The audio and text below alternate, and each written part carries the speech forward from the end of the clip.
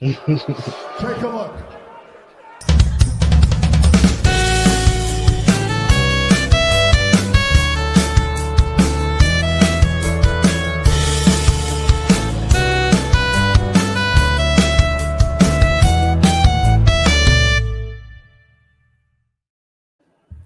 It is Tuesday, February 25th. It's time to get in the weeds. I'm Jeremy Lambert. That is SP3.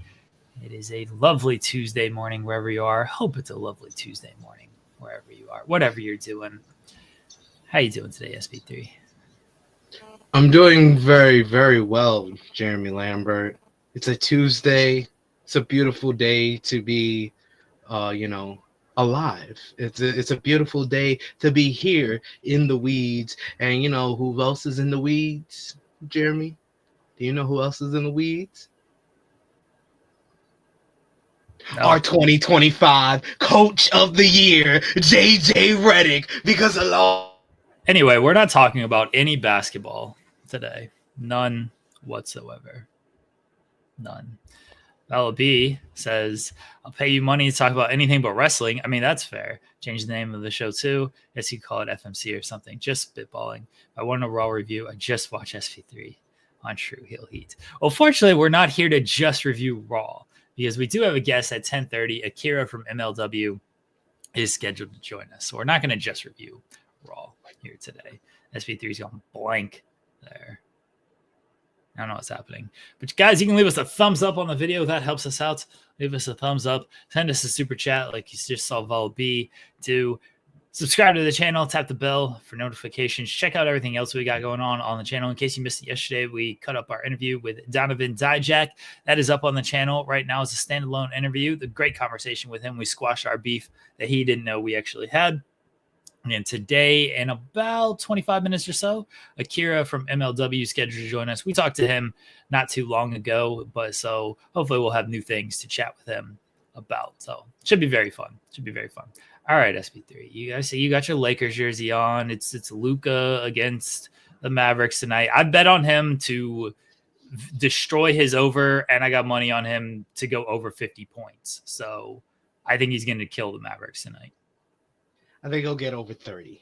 He'll get over 30.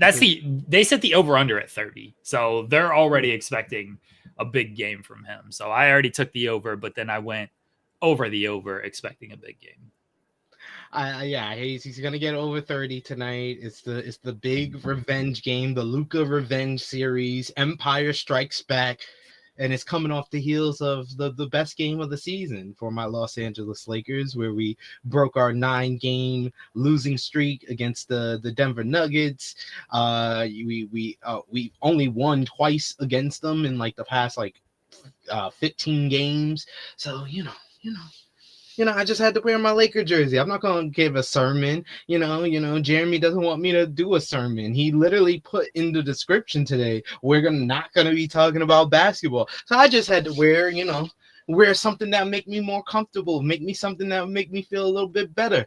Number 4 seed in the NBA, just 2.5 games out of the second place in the NBA. So, Los Angeles Lakers looking good. I understand why Jeremy doesn't want to talk about basketball. I'm not going to bring up anything that happened last night. So I'm going to only talk about my Los Angeles Lakers. I'm going to tell you what I've been saying for 2 seasons now, SP3. This is a fraudulent team. And everybody who has been high on them is going to look very stupid, just like they did last season. I'm not buying into them. I've never bought into them. That's why I didn't pick them to win the title. I don't think they are as good as everybody else does. And when my Thunder win the NBA championship, like I predicted at the beginning of the season, you can't celebrate. I can. Celebrate. Okay. I'll take that deal because they're not going to win the title. So I'll take it. You're going the wrong way again. You're once again. This is the way I see it. You're going the wrong way.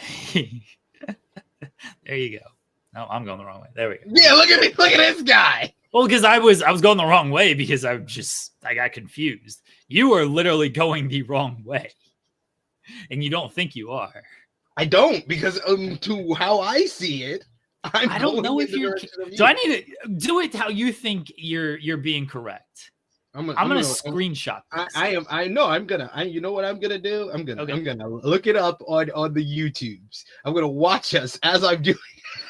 I'm gonna watch us as I'm doing it, so I know which way I'm going correctly. So, all right, now watch yourself since it's on a delay, and watch you. Yeah, it's on a huge delay. God damn. Oh yeah, you're right. Yeah, thank you. What do you think I was lying about that? It's trying to get you to actually shake the hand there. Oh, it's fun. It is fun. Look, I'm obviously disappointed from last night, but there are reasons to be after last night, and I don't fully buy into this team. I'm not going to buy into them. I think they're good. I know they're good. The regular season can just be over, and I'd be happy. I think a lot of issues that came up in last year's playoffs are going to come up in this year's playoffs, and that's not having a second creator and role players going cold from three. That's what happened last year. I know rebounding was also the issue. I actually think the rebounding's okay, but those same issues are still prevalent this year. And against LeBron, against Luka, even against Jokic, the best case scenario for the Thunder is not facing either one of those teams until the conference finals. Because but you're gonna have to beat one of them at some point. And dude, the Warriors are worrying me at this point. Like, I said it the other day to my friends. I was like, that Jimmy Butler trade, we underrated that. Like, we definitely did not. He's been looking really good with the Warriors. The Minnesota Timberwolves, they look better. They look better against y'all last night. Yeah, they don't have Gobert and Randall. I actually fear them less if they have Gobert and Randall. Yeah. Facts. It's actually factual that they're a better team without their big men. But I just love Anthony Edwards. Have you watched what is it called? Chase for Gold medal thing? Yeah. Yeah. Oh my God. Anthony Edwards is hilarious. This dude was talking trash to Barack Obama. Barack Obama's up here talking to Joel Embiid, and this guy comes up, Anthony Edwards comes up, and he's like, "What do you think about this kid?" And Joel Embiid says he's and he just goes up to Barack, and he's like, "I'm the truth." I was like, why are you every 20-year-old black kid that I've met in the Bronx that plays ball? Like, you just talk trash to everybody. He's talking trash to the U.S. table tennis team, saying that I could get 1 point on y'all. Y'all ain't gonna beat me. Y'all ain't gonna sweep me. I could get 1 point on y'all. I was like, I love his personality. His personality is so nonchalantly abrasive that it's awesome. I'd probably like Anthony Edwards more if he didn't play for a rival team, but he plays for a team that I don't like anybody in the West. I've decided I don't like any player. I don't like Jokic. I don't like Westbrook. I don't like anybody in the West that's not on my team. I don't want to root for them. I don't want to keep up with them. They're all the enemy at this point. SP3. All of them are the enemy. So I'm your enemy? No, I'm talking like the players. Oh, okay. All the teams of the players are my enemy. On the team. I'm a member of the team. I'm a pastor of the team. I mean, that's actually fair. Yeah. Some fans are my enemy because they just annoy me. You don't annoy me. I like you. Thank you. If we play each other in the playoffs, though, there might be episodes of this show that just are canceled. I don't know. Joel, you got to work Tuesdays and Thursdays in May. I take games too hard. That's the problem, too. Is like I can't come on here and just be like joking about like a tough loss in a playoffs. Like I'll be way too down. And so like if we're playing your team and you're going to be like very excited, the dynamic's going to be something else. So, yeah. It's like that one time we got into an argument and we ended the show early. Yeah, that happened. Yeah. That wasn't me being mad about it. I mean, it was in the moment, but like that wasn't me being mad about sports. So. Yeah, I know. Sports is much more serious. Like, yeah, much more serious. I understand. Again, Kara is going to join us in about 15 minutes from now. Why is Joel talking about meat. Why is he? I think Joel enjoys talking about your meats. Oh, he's apparently out and about, and so Joel just put this in our group chat. I'll save it. Hold on. No. And I'll upload it. Apparently he's out and about in the snowy Toronto. Are we doxing Joel? Are we giving away his location here? Oh, damn. That's wild. If I post this, it's going to give away the location for Joel, I think. Oh, that's fine. Oh, now I get it. Now I get why he shout out to Jeremy's meat. Everyone can go find Joel, I guess. Once they see this, you can put this in your GPS and go find them. Hold on, it's uploaded. We'll find Joel at Jeremy's meat. He's having the first ever live in the weeds meet and greet at Jeremy's meat. Yeah, there you go. So everyone can go find Joel. He's hanging out at my meats. You can go chat with him, say hi to him. Your meat, just meat, not meats. And my meat, yeah, it is. It's just meat. Your meat. Just your meat. Just go in there. They just got one meat. That's it. What? It's like one big meat, but it's different types of meats in the one big meat. It's like chicken meat. You got beef meat. I actually like that. Yeah, I just come grab a handful of my meat. Just sit in your meat. Joel, yeah, you're sitting on my meat. Please tell me if you are. I'm not aware. How much does my meat cost, Joel? How did it feel to go inside of Jeremy's meat?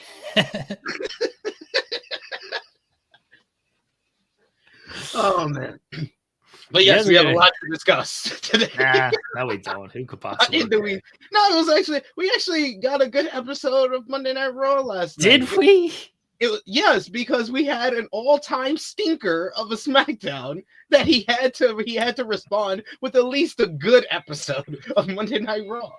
I thought it was one of, if not the best episode they've had since they went on Netflix. Okay, we'll talk about that a little bit later. There's no point in trying to jump into this for 14 minutes. And Valaby's very offended that we're talking about wrestling at all. Joel, please give a review. Let's just keep talking about my meat. Please give a review. Where's Meat Normus at? What do you mean? How are you missing this, Meat Normus? You are not in the wrong. Where is Meat Normus when we? Yeah. So let's give a review of my meat, Joel. Go ahead and jump on here. I hope you actually went in and ordered something. That would be great. How tender is the meat? Yeah. Again, is it just one? Could you only get one thing? Were you trying to order? You have to get mine. That's what it says. You can't go in there and be like, hey, can I get SP3's meat? They're like, no, all we serve is Jeremy's meat. We just serve Jeremy's meat. How many pounds of Jeremy's meat did you get? Yeah. Make a nice grill it. I feel like you could grill my meat and it tastes pretty good. Is Jeremy's meat delicious? I've never had it, so I don't know. My wife doesn't complain. It's succulent. She's gonna message me here in a second after the delay catches up. The delay catches. Oh man, wonderful. But yes, we'll have Akira on in a few minutes. Got a lot to discuss with him. MLW, BJW, a lot going on with him. Then we got to talk about Monday Night Raw, where we got new WWE Women's Tag Team Champions, and Seth Rollins wants to save the soul of Cody Rhodes, even though Cody did establish that he is a horrible person who has done horrible things as well. So, very nice. We'll get into that in a little bit. Somebody asking, I think it was King Potato asking if we've watched the Love Is Blind this season. So we've done one episode of Reality Rumble. I feel like that might have to be a bi-weekly thing. One, because Love Is Blind sucks this season. Two, because now that I'm doing this show 5 days a week, I underestimate like how busy I was going to be, but I did underestimate how busy I was going to be. At the same time, I did underestimate that. Yeah, it's fine being bi-weekly because I'll also be honest with you.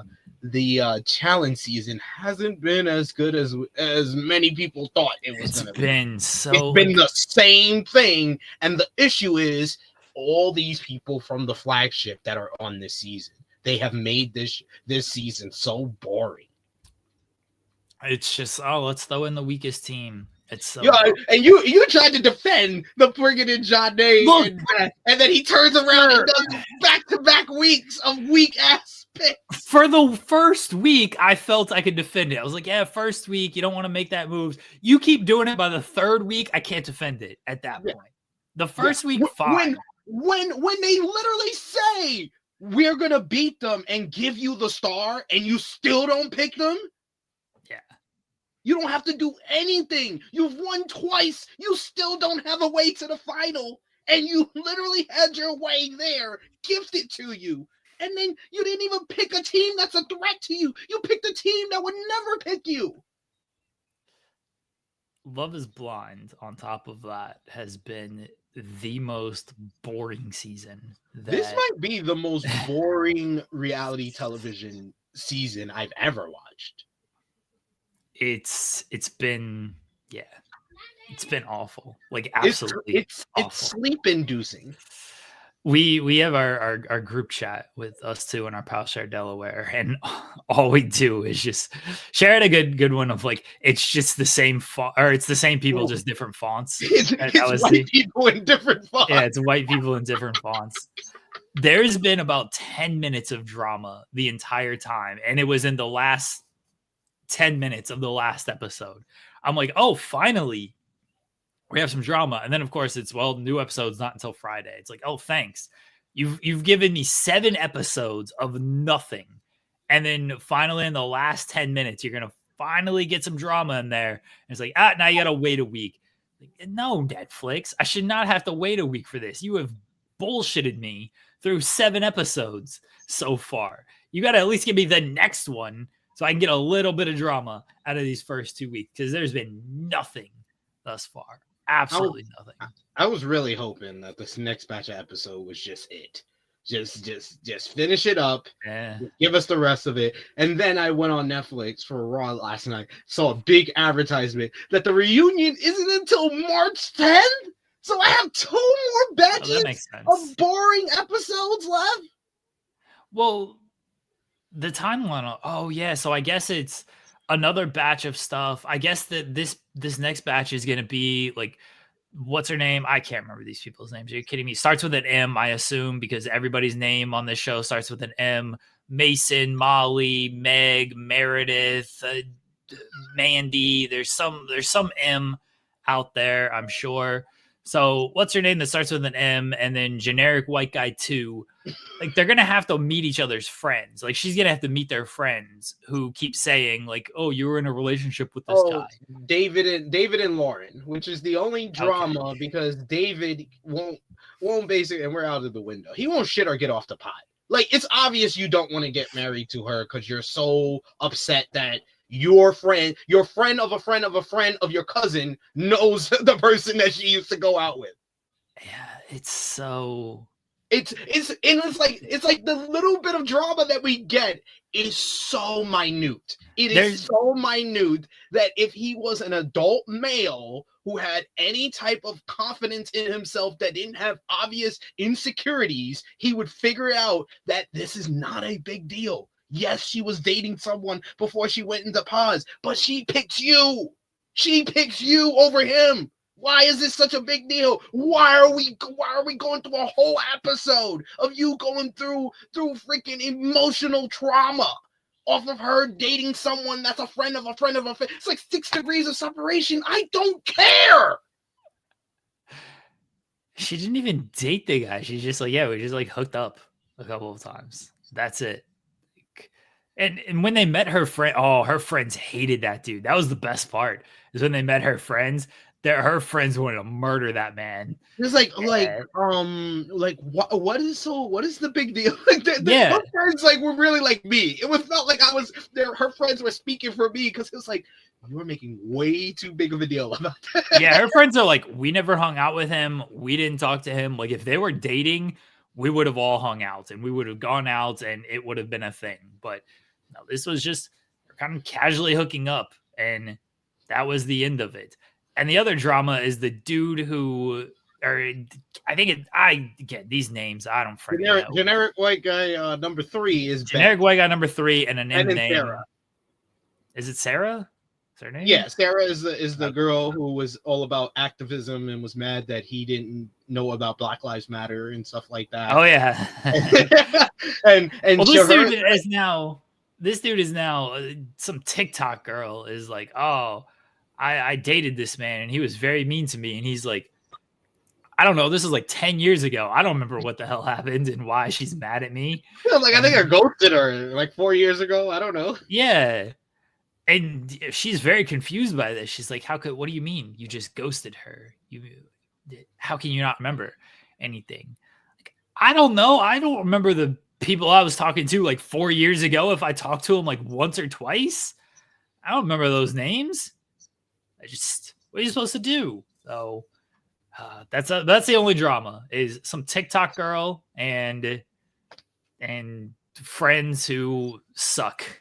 And then anything else with all the other couples, Joey and his girl, the girl's sister doesn't like Joey. And then what's this? David and Taylor, who started off this batch as the cliffhanger. Quickly, she got over it when she realized that she is just paranoid when she looks at her app to see of all the accounts that have followed her and unfollowed her. She didn't see his Christmas photo, so now they're all good. Now they're the best couple. They're a couple that actually gives me flashes of, like Jeremy says. The reason that we watch Love is Blind is one, for the drama, but two is because all three, me, Cher, and Jeremy, we love. So I will give David and Taylor credit. It's that the few times that I smiled because it feels like genuine love on the show, it's them. It's the moment with him, with the parents, with the mom that was like kind of against him and was like weirded out by the whole thing. And then they had that little moment with the two parents. And then he goes and asks the mom and dad if he can have Taylor's hand in marriage. I was like, it's so nice. Like, why? I was like, why was Taylor making a big deal of this guy? This guy obviously is like infatuated with her. He's very much in love. Like, what are we doing? Yeah, he was short, and that's what she didn't like at first, though. Yes, it was that. You can't putting some shade on the short king's name, man. Yeah, he was short coming out when they saw each other, and then that spooked her for a second, and she needed to create some type of reason to get out of it, and her reason did not work because it wasn't true, and so she just had to get over it. And it seems like they're doing okay, but that was the reason. Off the bat there. Yes, we do love. The wife always is like, don't you love? Aren't you happy for these people? Like, yeah, I do love. I am happy for these people. I'd be happier if they weren't on my television screen. That too. I was like, honestly, let's be real here. Because I I'm all for the black couples. But man, this is probably the most boring black couple that they've ever had on Love is Blind. they're obviously gonna get married. Like, they have no issues other than her asking for a prenup, which is like, it's either you sign the prenup, you don't want to do the prenup, and this doesn't work out. Like, that is not enough drama for me. Like, this is boring. Yeah, that's the biggest thing. Is it's just too boring. Again, you want to find love, great. I hope everybody finds love if that's what they are seeking. I don't want you to do a reality show if it's going to be boring, because I watch the shows to be entertained and to see the drama and to see the messiness.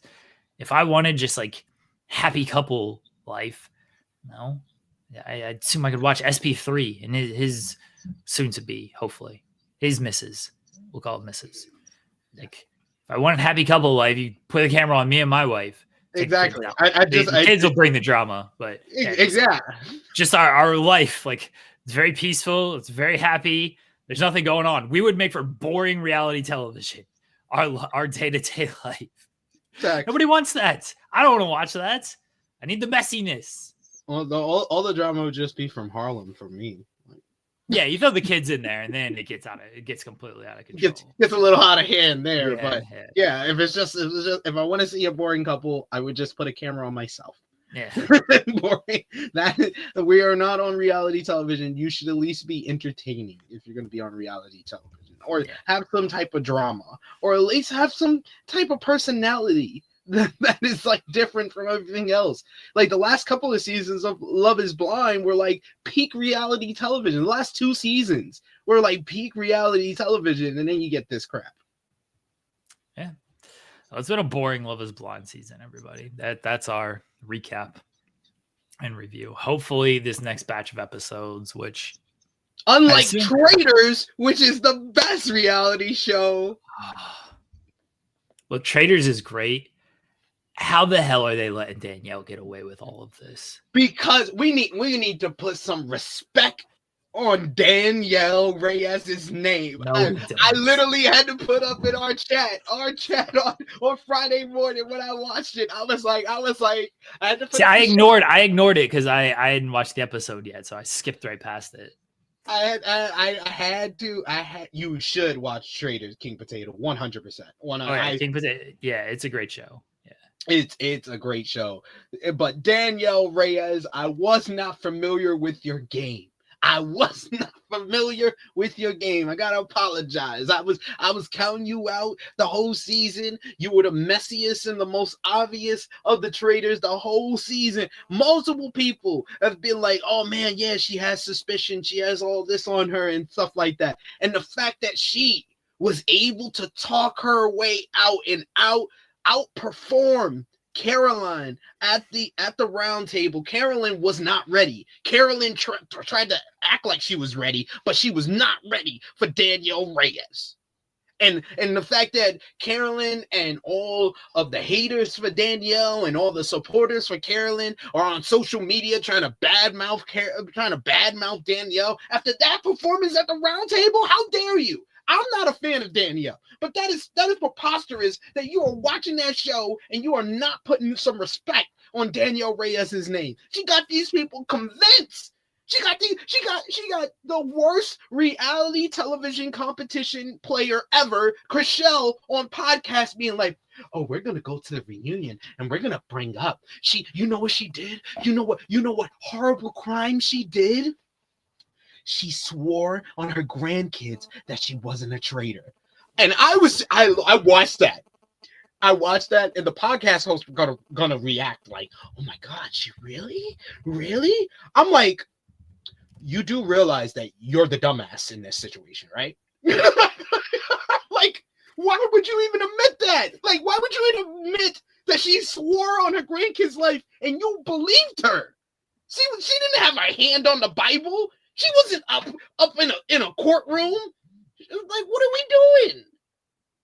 That is what you're supposed to do as a traitor. You're supposed to say anything and everything to convince the people you are not a traitor. So if you believe that and you're upset about it, look in the mirror and be upset with yourself. Look, I thought Danielle's performance was fantastic.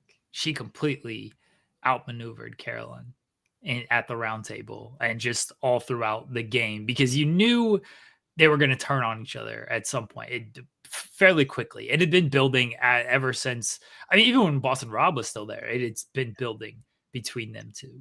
So you knew the turn was going to come, and Caroline was way more ready for it, or Danielle was way more ready for it than Caroline was.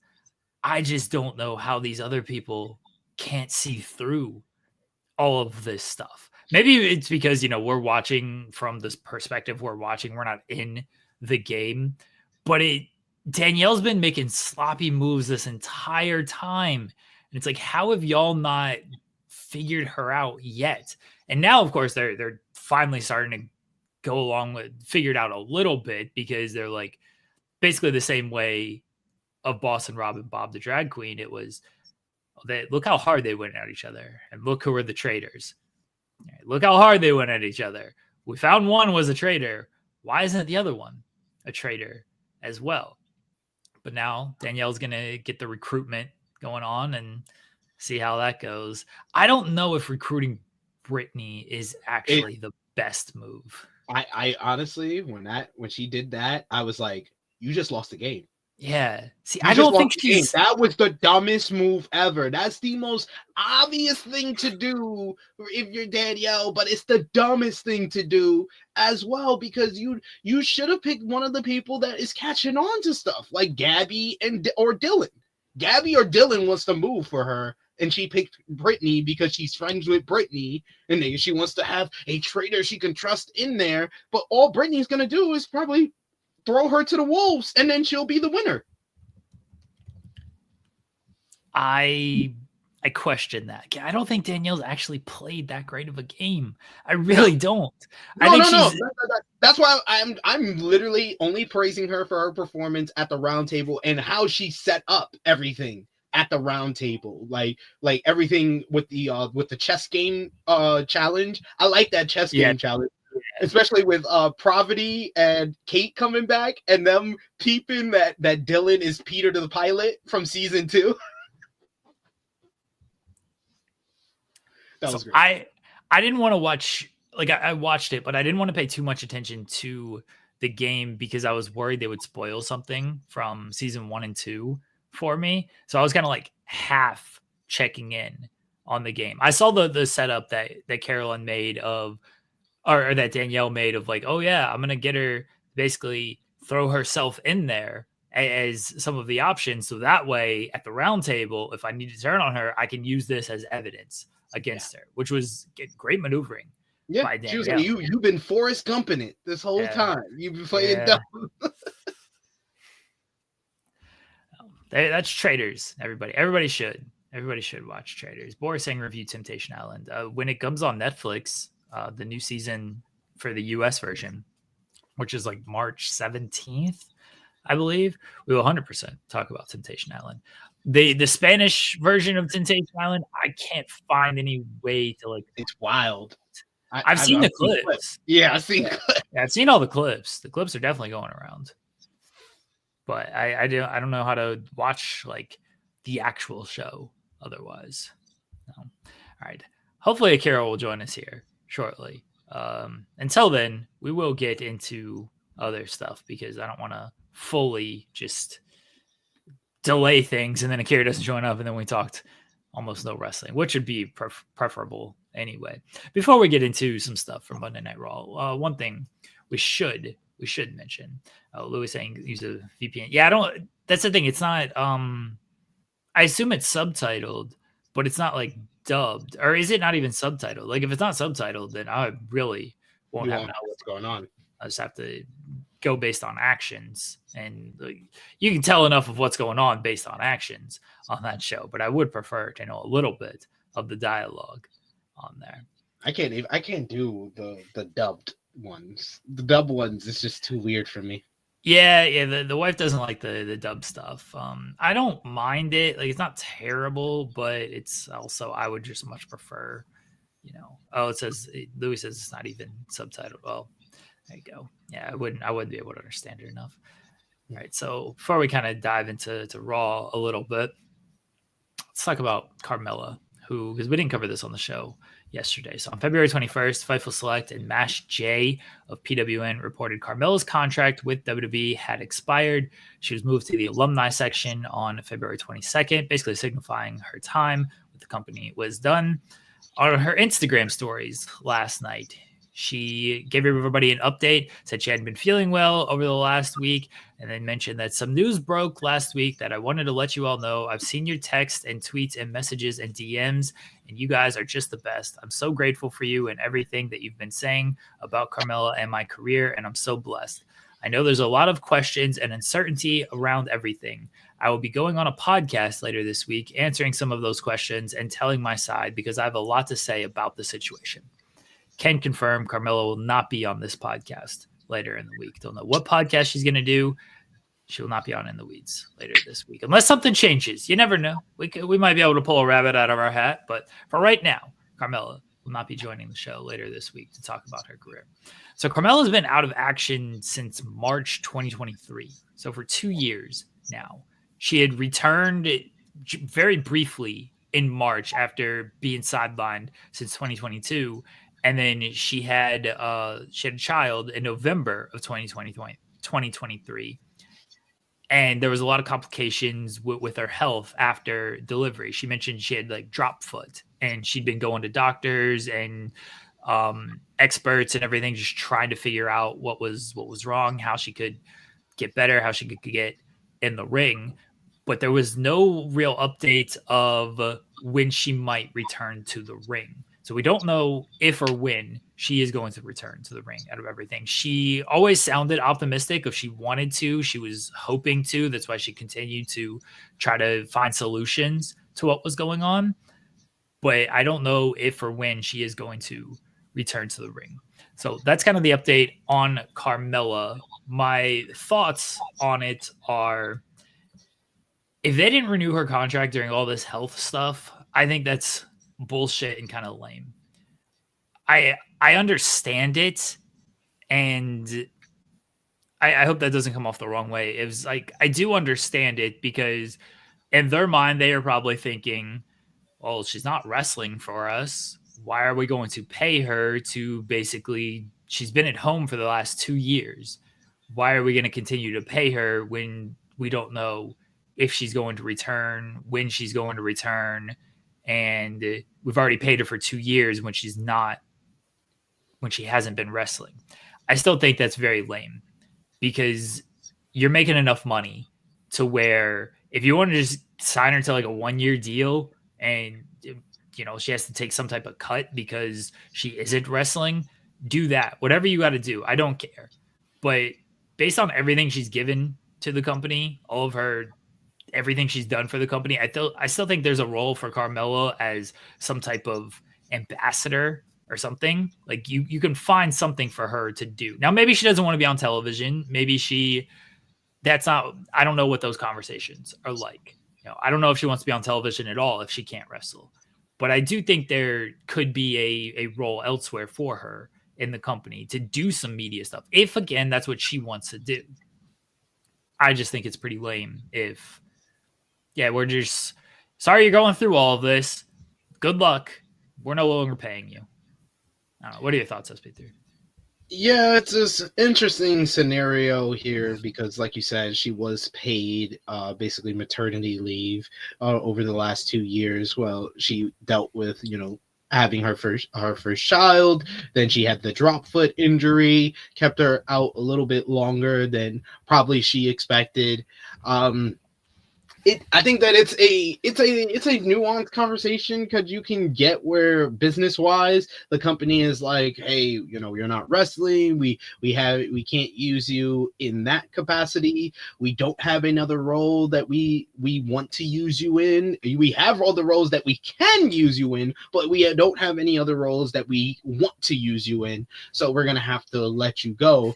And it feels like it feels like this is probably the situation that Alexa Bliss would have found herself in if she didn't have more time on her contract at the before she came back at the Royal Rumble, because we heard that whole rumblings of Alexa Bliss wanted a new contract, WWE wanted to keep her on the same deal. But this is also, we have to take into account that it's TKO is also involved in this, and a lot of the TKO, the way they've dealt with like contracts and dealing with negotiations is very similar to the way that TKO has dealt with UFC and UFC fighters. So I think we're seeing a little bit of that kind of bleed over now that they own both companies. So it's an interesting situation where I can see both sides, but I'm definitely more on your side of what you're saying, that it's pretty lame that this company is making hand over fist with all this money. They always are bragging about, oh, we did the largest gate here, we did the largest gate there, we did the largest gate over here,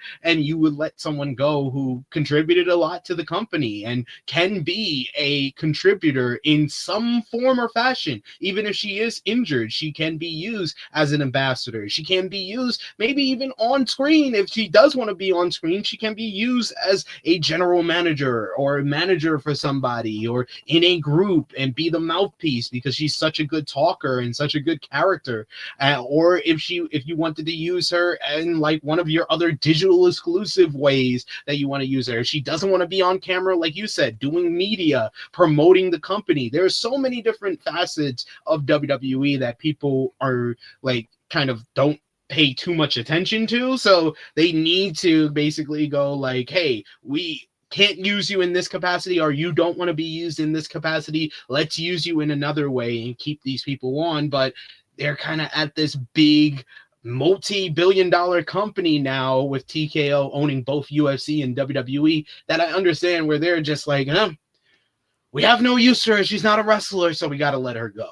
I see both sides of this perspective, but I'm definitely more on the I'm always going to be in support of the talent. And I think there is a way to use Carmella and keep her under contract.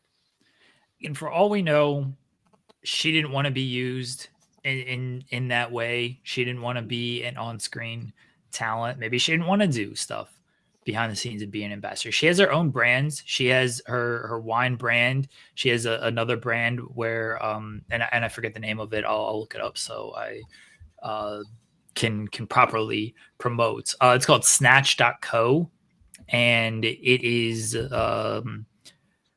I feel like it's a mental health thing. It's to talk about topics of pregnancy and motherhood and things like that. So that's something else that she has going on. So I know she has kind of multiple things that she is doing outside of WWE. And maybe when she explains everything later on this week on a podcast that is not this podcast, maybe I agree. Or maybe like maybe she'll mention that. Maybe she'll say like, hey, this is stuff that I wanted to do and I couldn't do it under a WWE contract. So maybe we'll learn it was a mutual thing. Don't know. I don't want to fully make assumptions on things until we do kind of get her side of the story. But the way things look right now of not renewing the contract, I just think it's kind of lame on their part to not come up with something. Now, again, if it comes out, this was partially her decision and she was like, yeah, you know what, maybe it's just best until I get healthy and until I can make a difference or make a significance on screen in some way, maybe it's best we just go our separate ways right now. And if that's the case, more power to her. I don't think this is the end. I don't think this is the last time we'll see Carmella in WWE. I don't think we'll never see Carmella in WWE again. I think that we will eventually see her there. It all depends on what she says in this interview, but that's just my initial feeling. I'm with you. I think we'll see her back at some point. Now, we know there was the frustration with Corey Graves earlier this year and the tweets that he sent out, and then he got moved to NXT. And do you think that has any relation? I don't know, because that was about a month and a half ago. It was early January. So were they even in any type of negotiation at that point? Like WWE and Carmella? I'm not sure. I'm kind of taking Graves' tweets at face value of he was frustrated that, oh, here's McAfee and Cole on Raw. Here's Tessitore and Barrett on SmackDown. Where am I going? I've been on all the shows. You've asked me to do play-by-play. I've done play-by-play. You asked me to do this kickoff. I do the kickoff. You asked me to do the post. I do the post show. And now that we're on Netflix, now that SmackDown's 3 hours, I just got to go to NXT. That's where you're putting me, as a 3-man booth, which I don't know if Graves is a big fan of 3-man booths anyway. That's where you're putting me. Oh, that's where I took Graves's tweets. And then, because we didn't know obviously about the Carmella stuff then, but maybe there was a little bit to there. I'm choosing to think that there wasn't so much about Carmella in those tweets, and it was more just frustration at his own role. Yeah. Yeah, I think maybe it has more to do with just his whole role, but it's not a good look when both members of a couple is having like this type of situation with WWE right now. To me at least, it's not the best perception look. And to go along with the report last week with the frustration within the WWE women's division, to go along with that, you had WrestleNomics this week with their report that the staffers morale is down in HQ. Like, it really feels like the first few months of 2025, as far as the perception war that WWE had been completely whooping AEW's ass in over the last through 2024 through 2023, starting from like the summer of 2022 all the way till now. They've been whooping AEW's ass as far as perception, and that is with a lawsuit, a sex trafficking lawsuit going on, that WWE has been the winner of the perception war. It seems like little by little we're getting more reports of different stuff going on behind the scenes and stuff like this with Carmella that is just, it's hurting, it's chipping away at that perception kind of cloak that WWE had created for itself. Yeah. Things are still hot in the arenas, but definitely the frustration with the women's division and the report from WrestleNomics of employees being morale being down because of things like pay not. There's just a lot that's going against WWE. It's just not putting them in the best light, in my opinion. And I've seen what Gray's streams have said a lot. I've heard this a lot lately, especially over the last week, is that it feels like the honeymoon period is over for Triple H. And I heard that a lot after Friday SmackDown with that Friday SmackDown was one of the worst SmackDowns ever. It's like I know you guys probably talked about it yesterday, but god damn, that you have to understand. I'm watching this 5 hours ahead of y'all. So I stayed up till 3 a.m. for The Rock. And then I could not go to sleep right after the Rock segment because my mind was completely scrambled. Like I was like, what did I just watch? And oh my god, it was 2 hours of some of the worst wrestling television I've seen in years. Then you had that segment that was baffling, but at least it was intriguing coming out of it with so many different ways they can go about that. And then the rest of the show was just kind of there.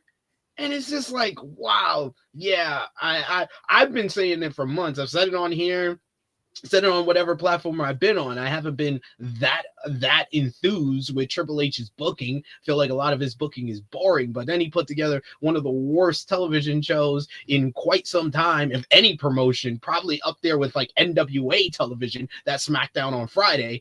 And then they turn around and it's like, last night it was like, oh, he just needed a bad show to actually produce something good. So, but as far as behind the scenes, it's not looking like they have turned that around quite yet. We'll see what comes out of behind the scenes. I know there isn't always a ton of reporting on like the employee aspect of WWE because everyone's very focused on the talent and the on-screen product. But there is a whole separate, headquarters for employees. It is still a business. That is not just, I know they sometimes like to think, it's a mom and pop shop out here at WWE. No, it's a $1 million business, $1 billion business. $1 billion business. Yeah. The TKO is part of it. But there's a whole separate thing when it comes to the employees and how they're doing with everything. So we'll see if anything changes there or if they're able to make good with some of these employees. But this is sadly, and I know the merger's been over a year now, but this is sadly what happens with mergers is, what do they call when they do the cuts, like a surplus. I don't think that's the name of it, but when they corporate synergies, they call it corporate synergies. of like, oh, well, because we already have people in this department who do this for us. We don't need these people in your department to do it. So you got to go. Yeah, they're consolidating. They're consolidating everything, basically. Yeah, they call it corporate synergy because they want to make it a nice term of like, see, we want UFC and WWE to have the corporate synergy of being on the same page, which basically means we got 5 spots and 10 people. So to sync that up, 5 people got to go. And that's how it actually works. Redundancy is what they're saying in the chat. Yeah. Yeah, it is redundancy, but I swear they call it like corporate synergy is like the nice term that they put out there to the PR term. The PR term. Yes. But yeah, it is a redundancy. That's the not so nice way to put it. They're supposed to announce their financials tomorrow. That's always a fun day of like, hey, let's listen to these billionaires talk about how much money they're making. This is always fun to cover. That's going to be tomorrow. They'll announce more record-breaking profits, and then all the fans will cheer like, look how well WWE's doing. Now pay $250 for a nosebleed section ticket. Yay! We spent a lot of money. Isn't it always nice? It's so nice. You spend so much money to help us hit a record gate. Thank you, guys. Thank you. But yeah, we'll see. We'll see what happens in regards to that. As far as like Carmella, I'm looking forward to what she has to say, and hopefully she can get everything off her chest in regards to this situation, which is it's a little bit confusing, like you said, on the end of like they couldn't find some role for you to keep you on board, but it also, you know, maybe it's something personal. So we gotta see. We're gonna wait and see in regards to that. All right. We'll talk about Raw. Maybe Akira will join us at 11:30. I'll message. Maybe it was the Central Time that he thought. Yeah, I mean, we tell him every time that it's Eastern, but you know, that's what it is. We'll figure it out. And MLW is usually good about getting things in order and making things up if something goes wrong or anything like that. Raw last night, the big topic was Cody Rhodes came out and said, I think I know what you want to talk about. Let's talk about this fiddling contest that me and The Rock are going to have, because we're not going to have a match. The Rock wants my soul. Well, Rock, I'll tell you something, boy. I'm the best fiddler you ever know. And they started pulling out a fiddle. Goes, dun, dun, dun, dun, dun, dun, dun, dun, dun, dun, dun. Down in the house in the rising sun. Oh, you've heard Devil Went Down to Georgia, right, SP3? Yes, I've heard that. I have heard that song before. They're gonna have a fiddle contest for Cody's soul. And Seth comes out and he's like, just go back and watch the build to WrestleMania last year, and then like copy that and paste it into the build for WrestleMania this year. That was Seth's promo. Last year it was all, oh, you want to be a fighting champion. You want the workhorse championship. You don't want the championship that is never on television. You want to face me. You want to finish your battles with me. You don't want to face Roman Reigns. This year it's, I want to face the fighting champion. I want to face the guy that stood up to me in Hell in a Cell, the guy that returned to the company, the guy that won the title at WrestleMania. Don't be this sellout. You don't want to be a sellout. You don't want to go with The Rock and sell your soul to him. I was like, this is the same material that y'all did last year. What are we doing out here? It's the same stuff. It was a variation. It's basically based off the story. It was that homework meme of like, can I copy your homework? Yeah, but don't make it look obvious. That's what it was. Switch it up a little bit. And I like it because both characters have changed since then. I think that it is different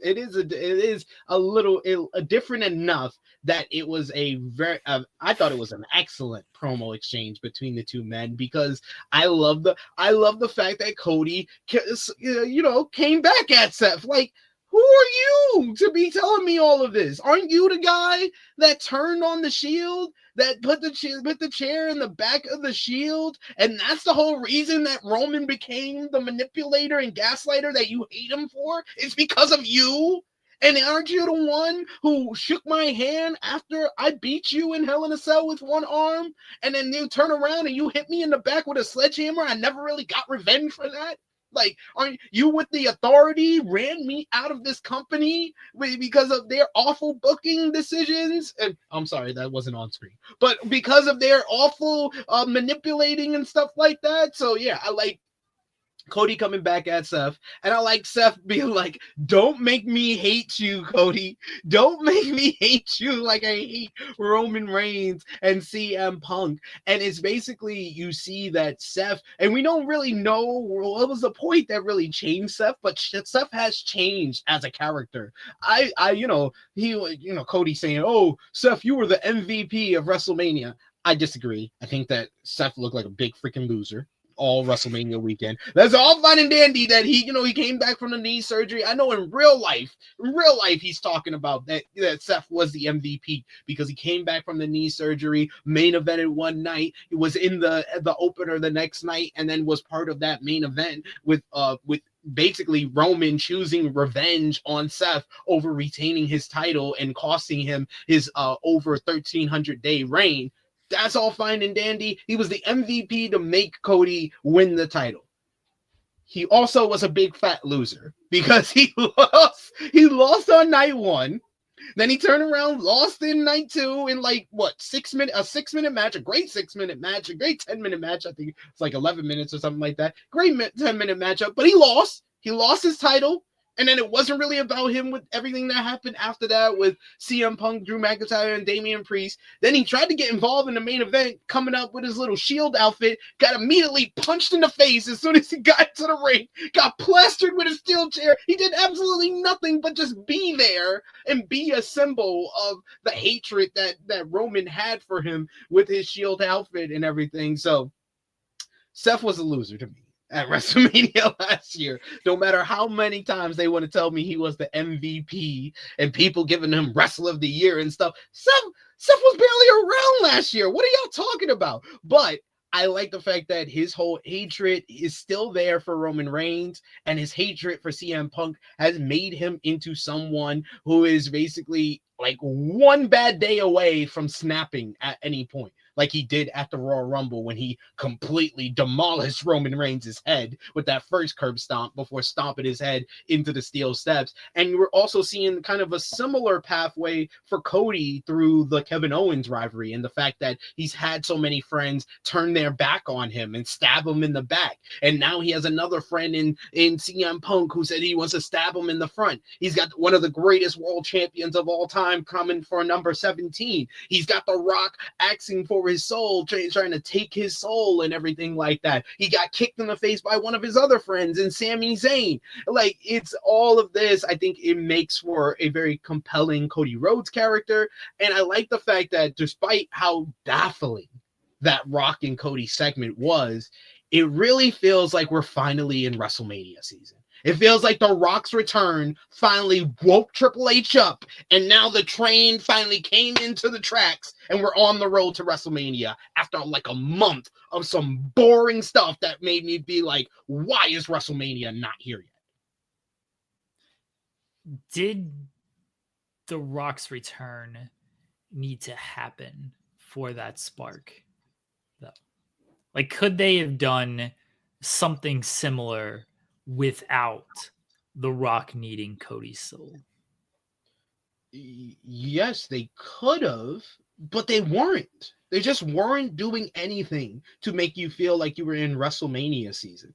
That was the big issue. Maybe I think that Triple H got into basically he was in basically what happens in the NBA, like we always see. If a team wins a championship the year prior, they go into cruise control. And Triple H, I feel like, has been in cruise control ever since SummerSlam last year. Ever since SummerSlam last year, he was in cruise control. Similar to what he did in 2023. 2023, he was going really well up until SummerSlam, and then he made that dumb decision of Jimmy Uso turning. He had that awful Ronda matchup with Shayna Baszler, and the Roman and Jay matchup was not that good either. And then he basically went in cruise control to the end of the year until Punk came back, and then he was like, oh, let me get WrestleMania going. And WrestleMania build started early in 2023 going into WrestleMania 40. And then The Rock came in and basically elevated it even to a higher level. But without The Rock, he had basically been in cruise control like, oh, well, we're building to Elimination Chamber. We'll do some stuff with Jay and Gunther to build to WrestleMania. We'll do some stuff with Charlotte and Tiffy, even though we don't know who's the babyface, who's the heel right now. But we're figuring it out. The babyface. No. We know that. But I'm sorry. Tiffany Stratton babyface should not be getting saved by a referee when Candice LeRae and Nia Jax approach her.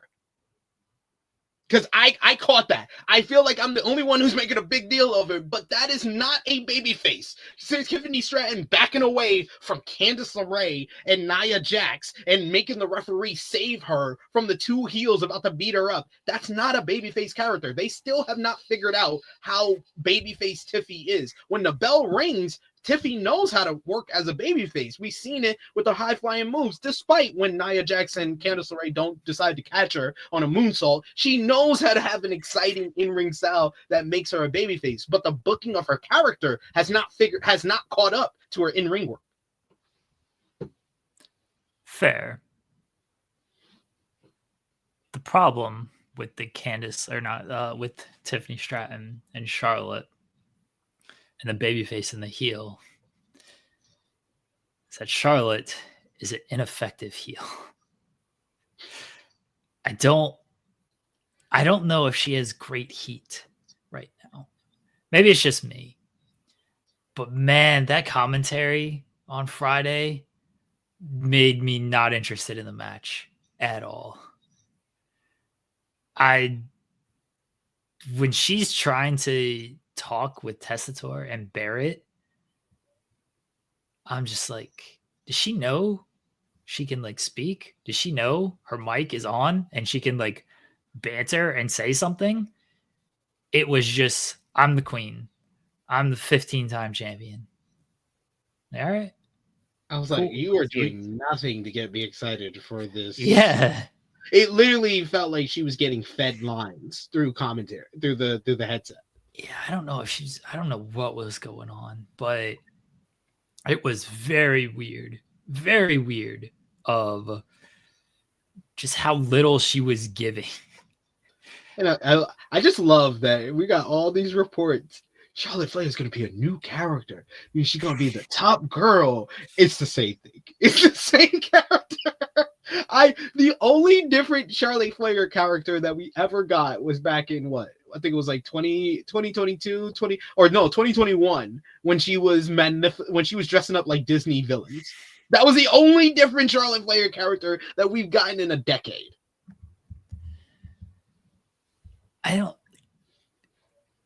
Her character works for her, mind you. Because like I actually think the vignettes that they ran were good. Like, I don't mind her owning the fact that she's Charlotte Flair and she's a 15-time champion. I don't mind that at all. But then there was just the immediate disconnect of, okay, is she going to be a babyface? Is she going to be a heel? It's like, well, she's a heel. Don't even try to babyface her. But they tried, and then that fell flat. And then now they have to heel her against Tiffany because Tiffany was going to get the bigger reactions. I don't mind Charlotte as a heel. I don't know if she's enthusiastic about it.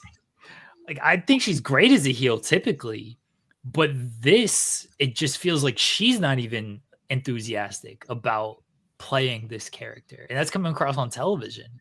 Yeah. Like it's been so like nonchalant and so just monotone with her delivery and her demeanor of like, you gotta give a little something here to get me invested in this. And I love Charlotte Flair. Everyone knows, big Charlotte Flair fan. # bow down.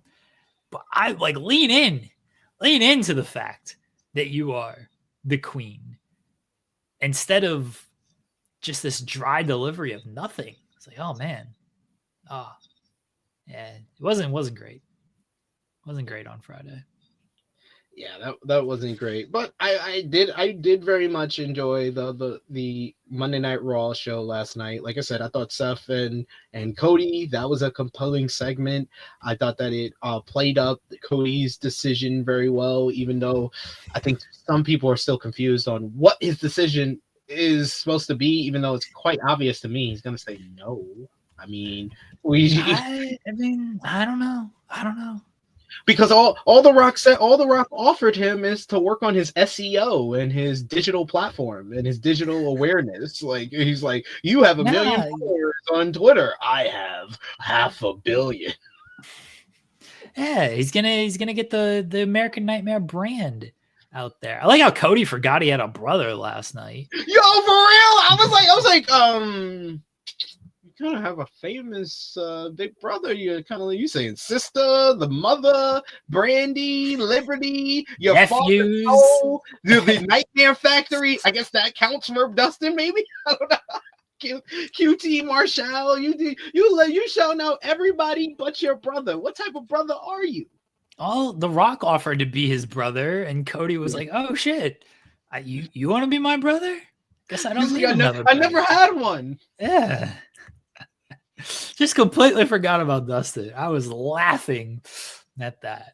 It's like, oh, my wife Brandy, my daughter Liberty, the Nightmare family, the Nightmare Factory, my nephews who are breaking into the business, my mom, my sister, of course, my dad and his legacy. It's like, do you have a brother? I was waiting for him to be like Ricky Saints down at NXT, Jade Cargill, all the people that I've helped along the way, just naming everybody. Spears. I started out with him. Ethan Ted Page. DiBiase Jr., Randy Orton. Just name everybody but his brother. The guys who used to carry my bags to the ring. My old mask that I gave to JC Jane. Wheatley, American Vodka, the sponsors, they're not going to be happy. That's a conflict. Vodka, Fanatics Fest. Vodka and tequila. How's that going to work? Just everybody but Dustin. You in the front row with your American Nightmare jacket. You mean so much to me. Just never mention his brother at all. I do. The reason I like this segment so much is because I like Seth's delivery. Seth, when he cuts out the him as world heavyweight champion was like a horrible baby face. Like, can we really like accept this now? Because I know there's people defending him, but he was horrible as a babyface world champion because he never took anything seriously. He never had any passion, and when he did, it was literally because Drew McIntyre had to drag it out of him. So, like, I think that he's been much better as a character since he lost the world title, and this was one of his better performances here, really kind of given a voice of reason, being the angel on the other shoulder while the Rock is the devil. I like that type of thing. I thought it was a good segment. I look forward to see where it goes. So Joel and I talked about different scenarios and options of who's basically going to sell their soul to the Rock. Because you don't do this whole thing unless someone is going to sell their soul, right? I mean, look, it's The Rock. For all we know, he's going to come in there, and this is kind of my theory anyway. Rock's going to come in there, and Cody's going to be like, I will not sell my soul.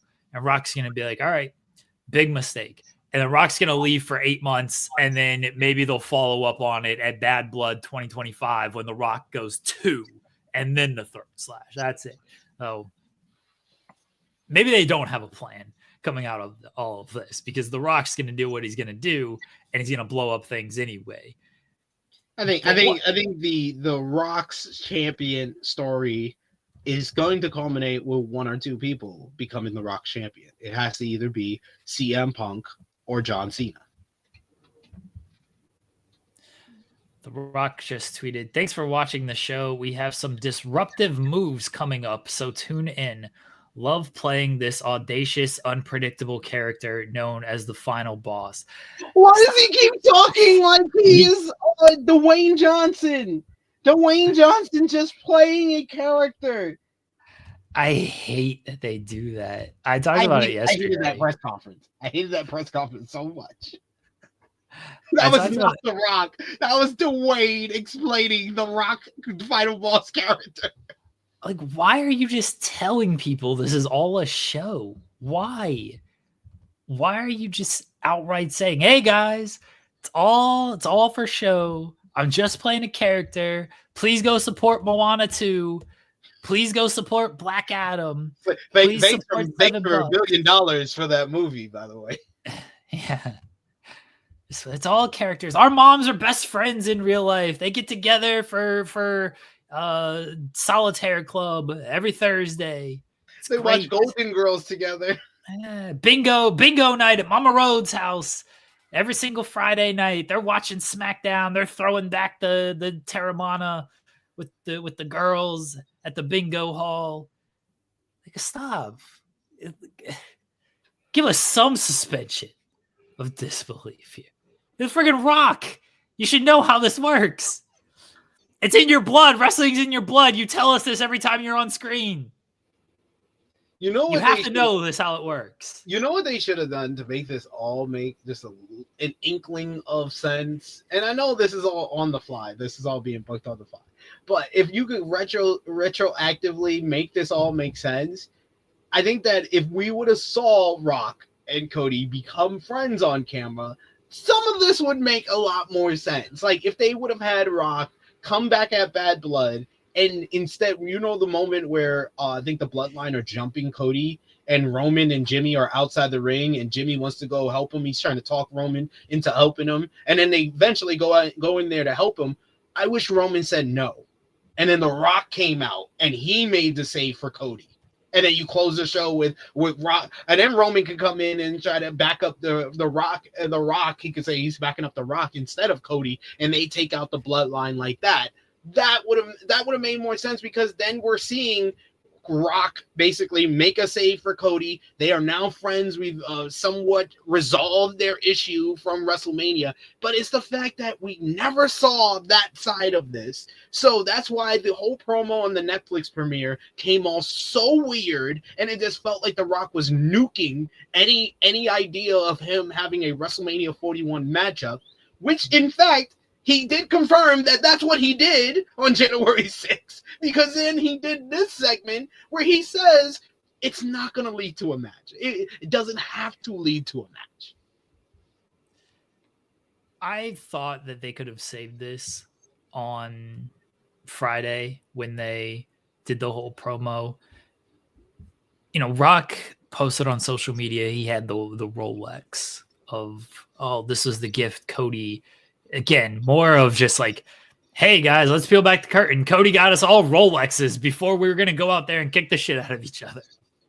I thought The Rock could have saved it with, like, basically at this point, you're cutting out that whole Bad Blood thing because it was so meaningless. And it was just The Rock being in town and being like, hey, sure, well, I'm going to just show up here.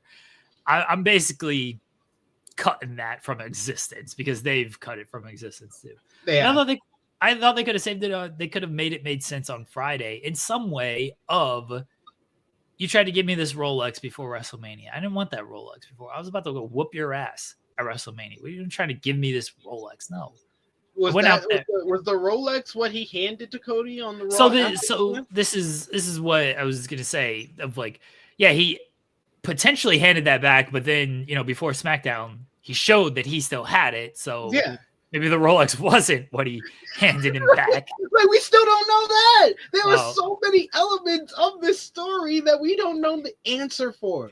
We don't know when Cody and Rock became friends. We don't know what they became friends at WrestleMania. Their moms became friends, and their moms had to sit them both down. And we're like, now Dwayne, now Cody, I know you guys have been saying a lot of mean things about each other. I know he made you bleed, and he disrespected me, but you guys have to be friends. Rollins. You guys need to sit down and you need to realize how much you are alike. You are both girl dads. You are both born into this business. You have both made all your names in this business and you are going to go on to new heights and it's going to be great. Then if you guys could just be friends, you can sit at the lunch table together. You could ride the bus home together. You can sit in the same seat. Cody, you make sure you save Dwayne a seat on the bus so you can ride together and you make sure he gets off at his stop. I know you, Dwayne. You might fall asleep on the bus after your day of school and you miss your bus stop before. Cody, you make sure he gets off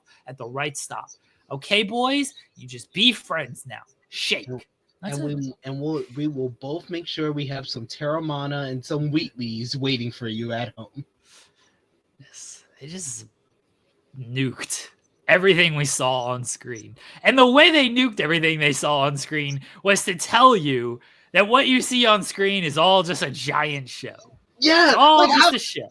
How am I supposed to be invested if you keep telling me this is not real? This is not a show. That's why I did enjoy Cody and Seth last night, because at least all their beef and their history together, we've seen it on screen. Like, at least that's a story that you can sink your teeth into. It helped basically follow up that baffling Rock segment on Friday. But I have no idea what's going to happen on Saturday in regards to what this segment is going to involve, other than I believe Cody's going to say no.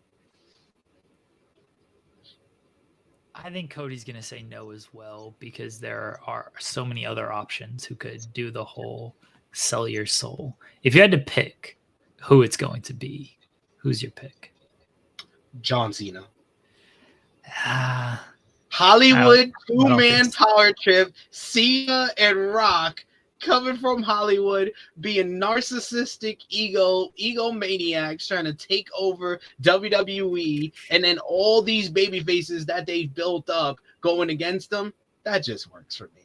CM Punk, yeah, that would also work. I think that's the second best option to me.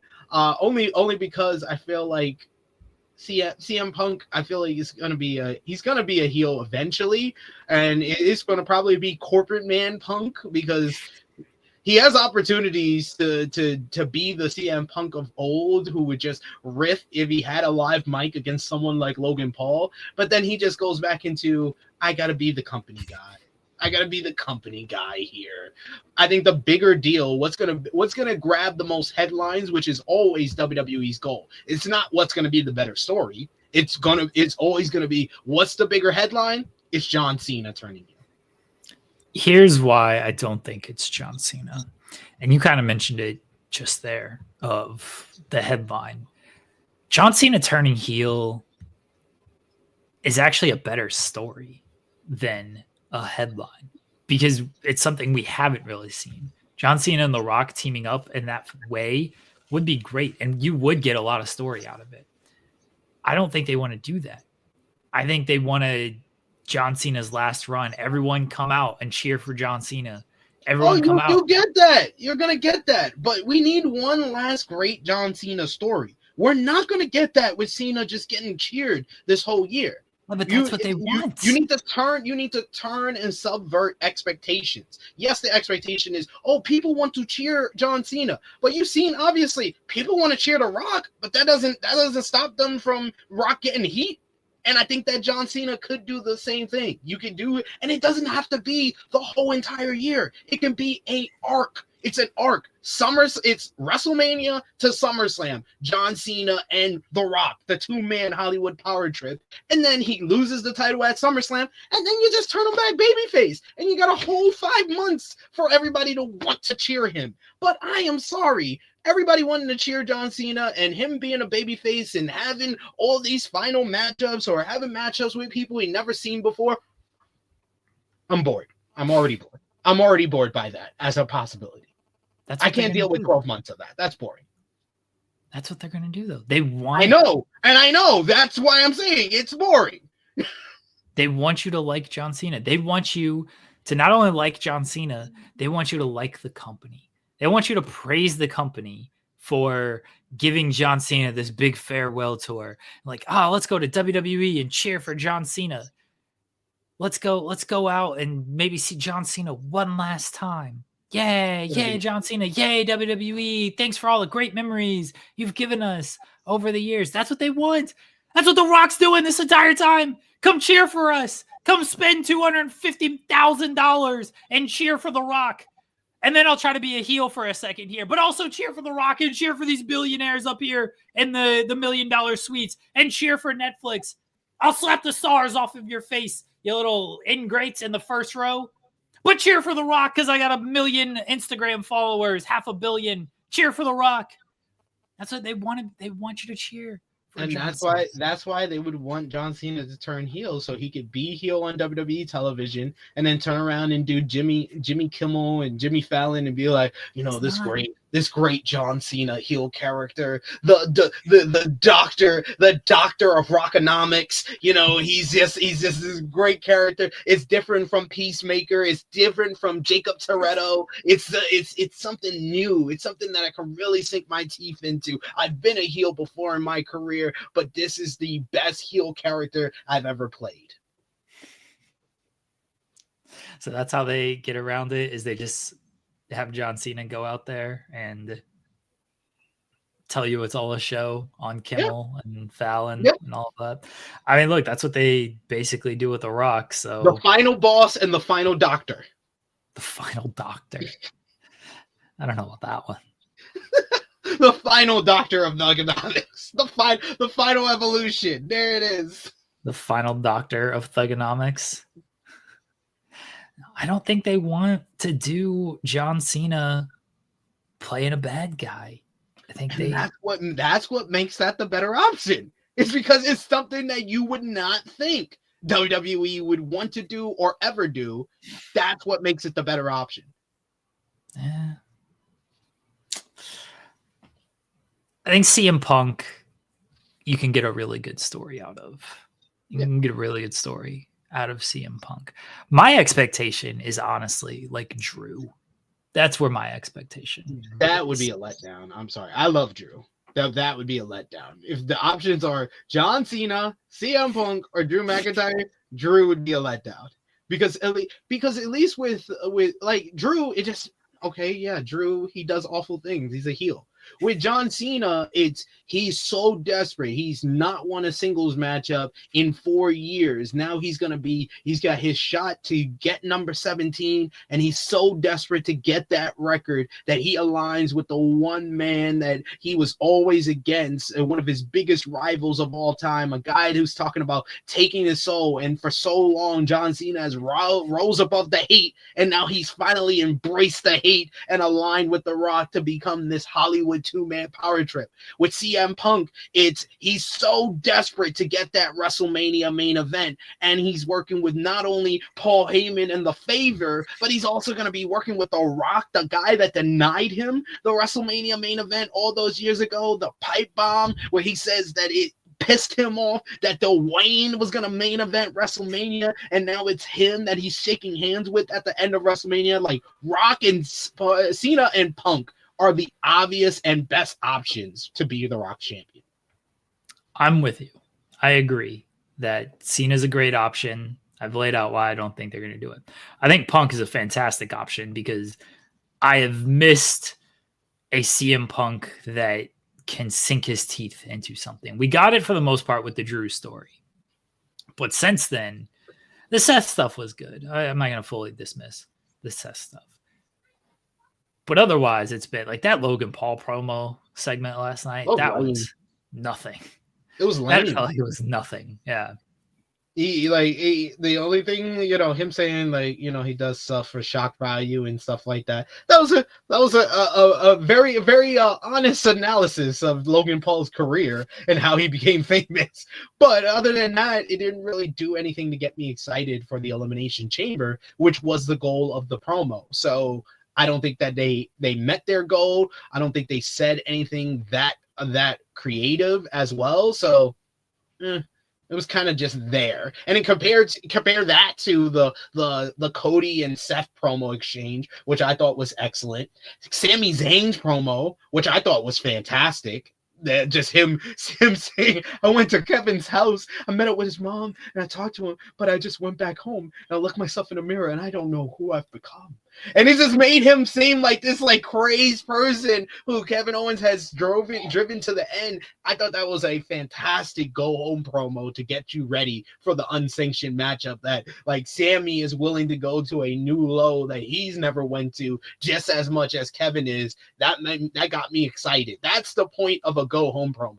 The go home promo with Cody and Seth, it got me excited to see the segment with Rock and Cody, despite how baffling Friday was. The promo with Sami Zayn, that got me excited to see the unsanctioned matchup. Even the main event last night, that great main event, probably I would go as far to say the greatest WWE Women's Tag Team Championship matchup since the titles were brought back in 2019. That matchup over-delivered. All four ladies worked really hard, despite Dom trying to mess things up by putting people's foot on the rope right in front of the referee. It was so good, and that was the most heated TV matchup probably of the year so far, despite having Punk versus Zayn, Punk versus Seth, Seth versus Drew. That probably was the most heat that we've gotten for a WWE matchup on TV this year. And that worked as a great match in a vacuum, as well as a great go-home segment for the Women's Elimination Chamber with Liv and Raquel winning back the tag team titles. And the former champions, Naomi and Bianca, are now going to be trapped inside the chamber with Liv not having the backup of Dom and Raquel. So that was a great go-home segment for that as well. So, this was probably, in my opinion, one of the better Triple H go-home shows, because I'll be honest with you, in my opinion, he sucks at go-home shows. He doesn't get you excited for the premium live event you're about to watch with his go-home shows. But this one last night did the job. I don't think go-home shows are meaningful anymore. And I don't think they've been that way for a long time. WWE, no, it's quite obvious. Because you're not selling a pay-per-view anymore. You're not trying to tell fans, hey, we need your $50 to watch this show. You're basically just trying to tell fans, hey, this show is happening. Here's the matches. Watch it. You get reasons to be interested in the matches throughout the weeks, but I don't think the go home show is so important of like, oh man, that sold me on buying this pay-per-view. Like, for the most part, I assume people have Peacock. You're either going to watch the show or you're not going to watch the show. You're not selling a Peacock subscription to anybody off of this. It feels like people just have Peacock or they don't have Peacock. And if they have it, maybe they have it just for WWE, or they have it for the other, 8 million shows that are on the network or the platform. Yeah. So it's way less about selling the pay-per-view, the PLE for $50. And it's more of just reminding fans, these are the matches. This is what's here's reasons why you should be invested in the matches. Please watch. Oh, the women's tag team match last night was fantastic. The new champions did not surprise me. I thought that was going to happen. It said as much yesterday on the show. It seemed like it was going to be time for Liv and Raquel to win once again. They're now 3-time women's tag team champions. Record 3-time. Yeah. No Jade Cargill. I don't know when she's coming back, if she's ever going to come back. She might be chilling. Yeah, she's getting paid, so chill at home. It's all good. Whenever y'all want me to come back, and I think I see in the comment, I specified the best Triple H go home show.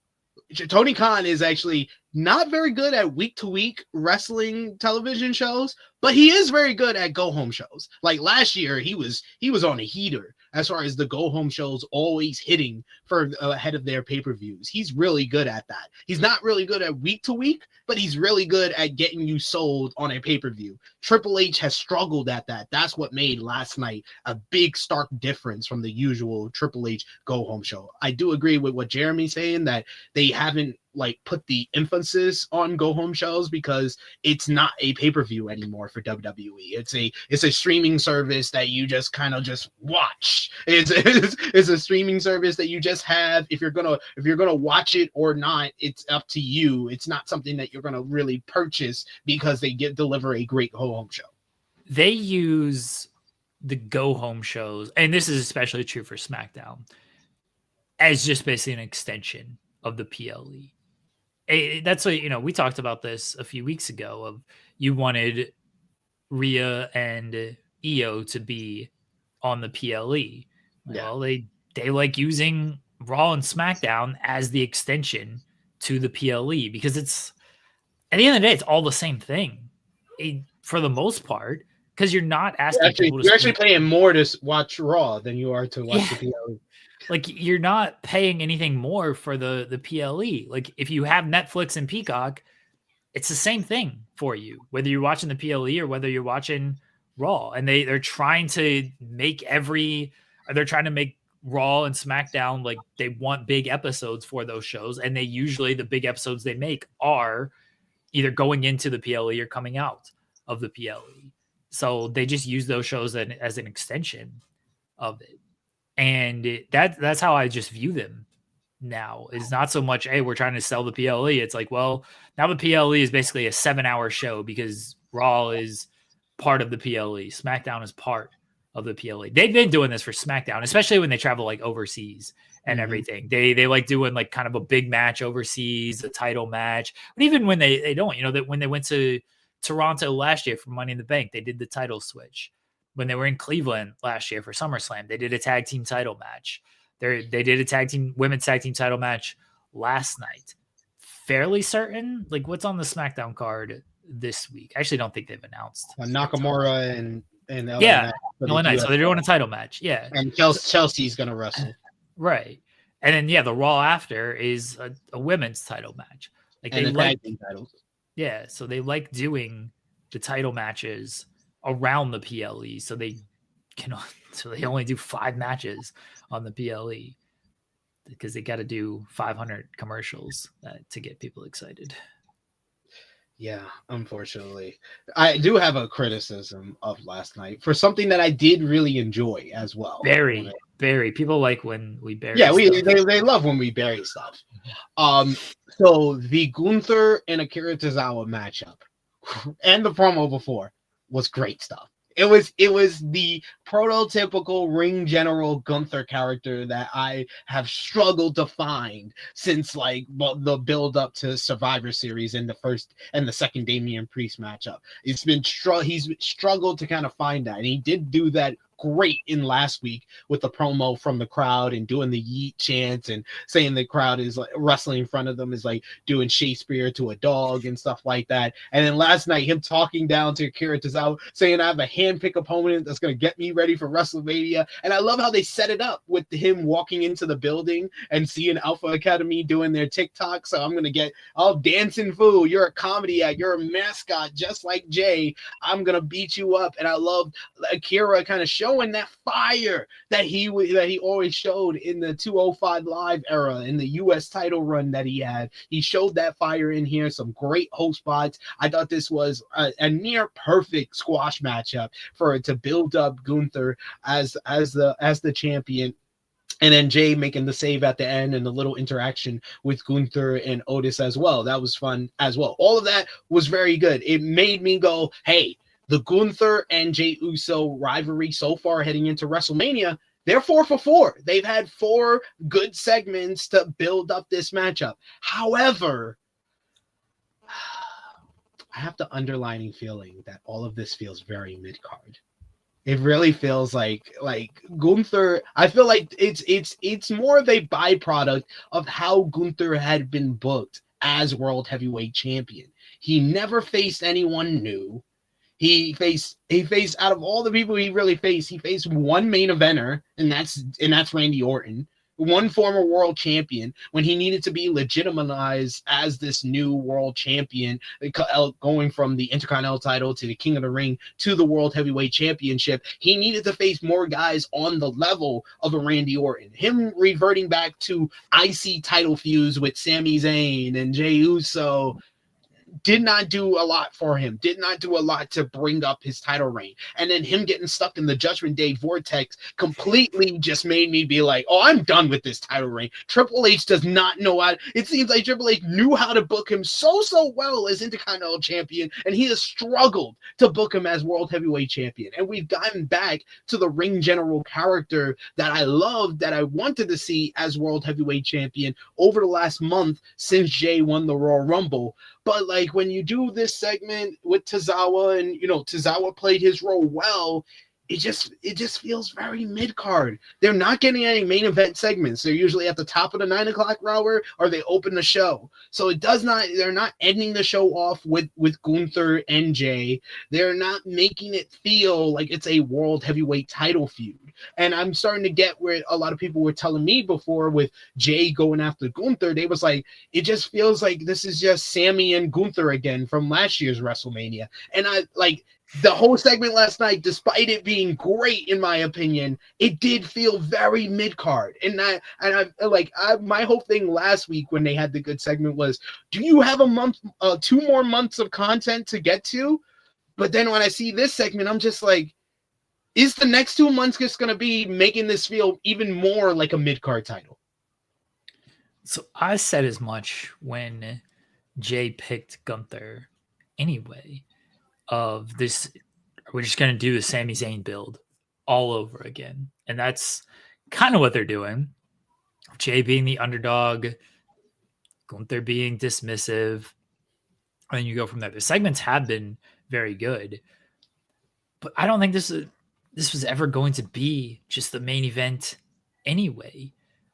I think they're doing the best with what they have, but the problem is they hadn't built up Gunther strong enough since winning the title because he'd just been skating by, and he tried to save it of like, I made you believe I could lose and everything. Like they tried to retroactively explain why Gunther was not this dominant champion, which I appreciate that they at least tried in that area. I don't think it works because the champion just basically being like, yeah, I almost lost my title, so you believe that I was not as good as I really am, isn't exactly like, oh, okay, I want to see you really wrestle now. Like, just go there, beat dudes, because that's who you'd always been. I don't need this fake loser gimmick that you've been doing.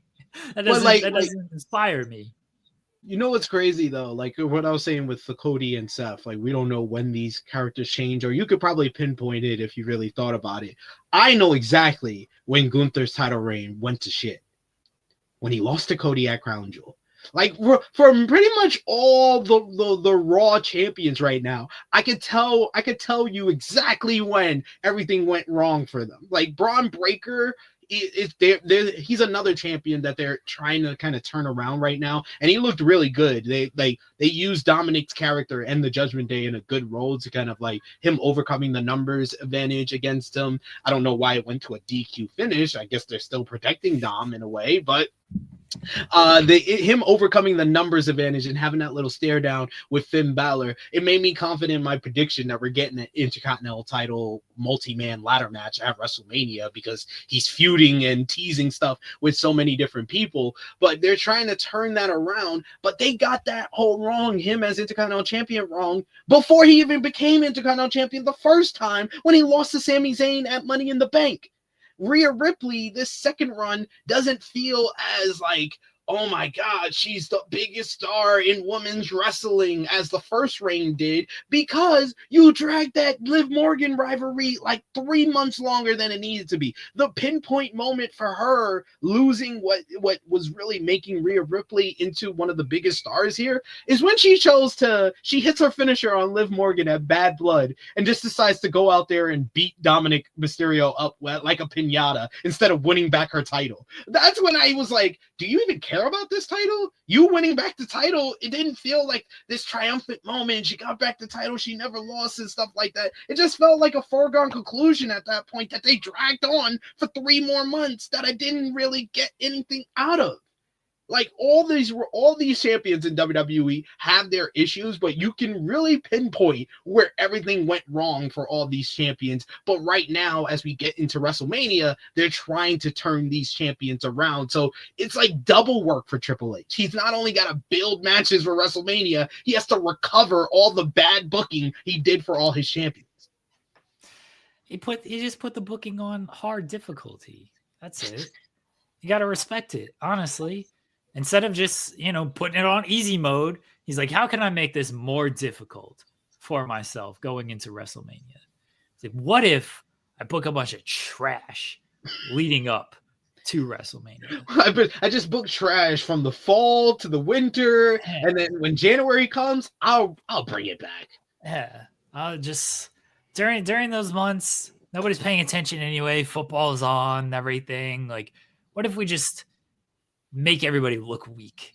Make everybody, we just beat everybody. Do a bunch of rematches. Everyone loses.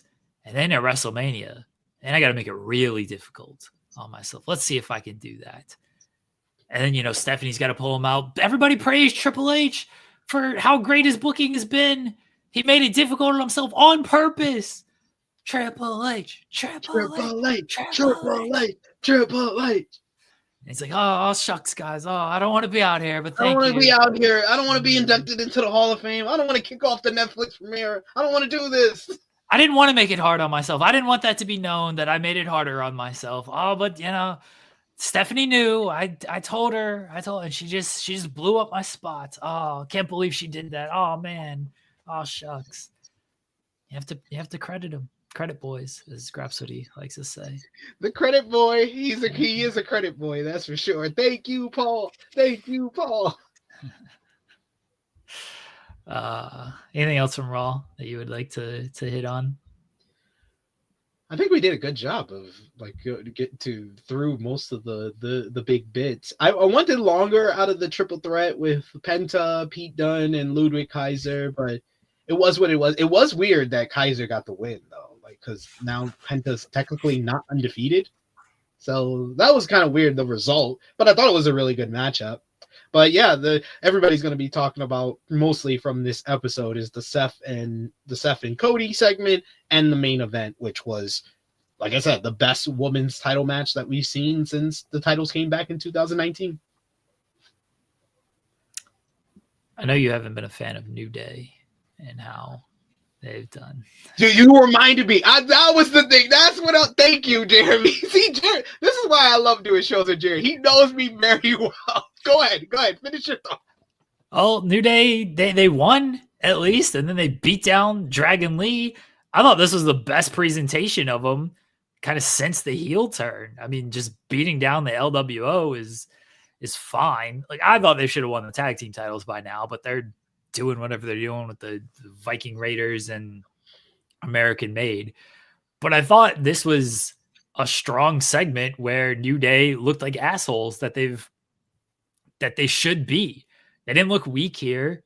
They beat down honestly a weak stable. Why should we care about the LWO past Rey Mysterio? They're a bunch of dudes who just lose a bunch of matches. So I thought this was overall good. This was, again, Triple H fixing what he should have been doing for 2 months now.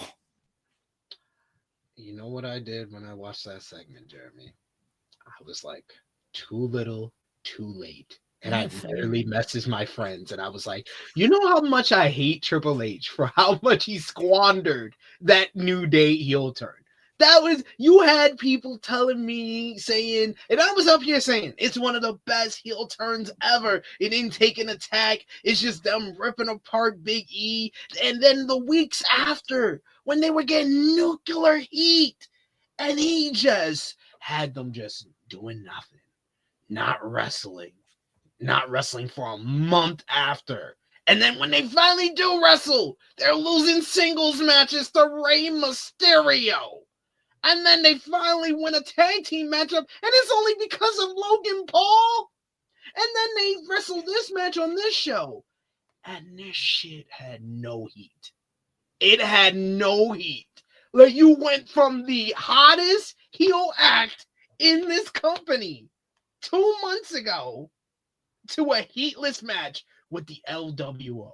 Because, like you said, who cares about Cruz del Toro and Joaquin Wild of the LWO? They're not even the A tag team of this group. Why should we care?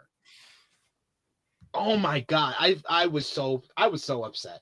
I watched that matchup and I was so upset. I was like, this is again another. Why don't more people make this bigger deal? Because yes, thank you, Craze Streams. See, Craze Streams knows me very well too, because I was about to bring up Chad Gable. Chad Gable was the most over heel in this company, and him and Otis had a hot angle last summer, and he squandered that. The YS6 had a great comeback to the company. He squandered that. No one makes a big deal about Triple H squandering all these acts that feel red hot, and he just keeps them on the cooler. You know, like at least with LA Knight, you know why they're squandering him being popular, because he apparently he's a jerk backstage. I don't know, and he wants to do all the spots in the Royal Rumble. I just what are we doing? What are we doing, Triple H? Why don't you like money? Why don't you like hot heels? I'm a true heel. I love the heels. So the fact that you keep squandering these red hot heels pisses me the hell off. Well, now they're going to have heels who sell their soul. And that's how you get a hot heel, because they have no soul. SP3. That's what we need more of. We need more soul selling. What if like all the heels just like they put their souls up for bid? You know, The Rock's got all this money. It's like, how much for your soul, Chad Gable? Chad Gable's like, oh, I think my soul's worth like $300. And Chad Gable's on low end of soul. The Rock's like, The Rock will give you $250. It's just a negotiation tactic to get these souls from everybody. Like The Rock is gonna be basically like a soul. He's like the soul DMV, soul auctioneer. Like, soul auctioneer. Yes. We got Chad Gable soul on the line. Do I hear 100? Do I hear 100? We got 150 over here. We got 150. We got 150. 150. But The Rock's actually the baby face, because you have to cheer the people who have all the money in the end. So that's the big twist. Yeah, that's the big twist, is you're actually cheering for The Rock.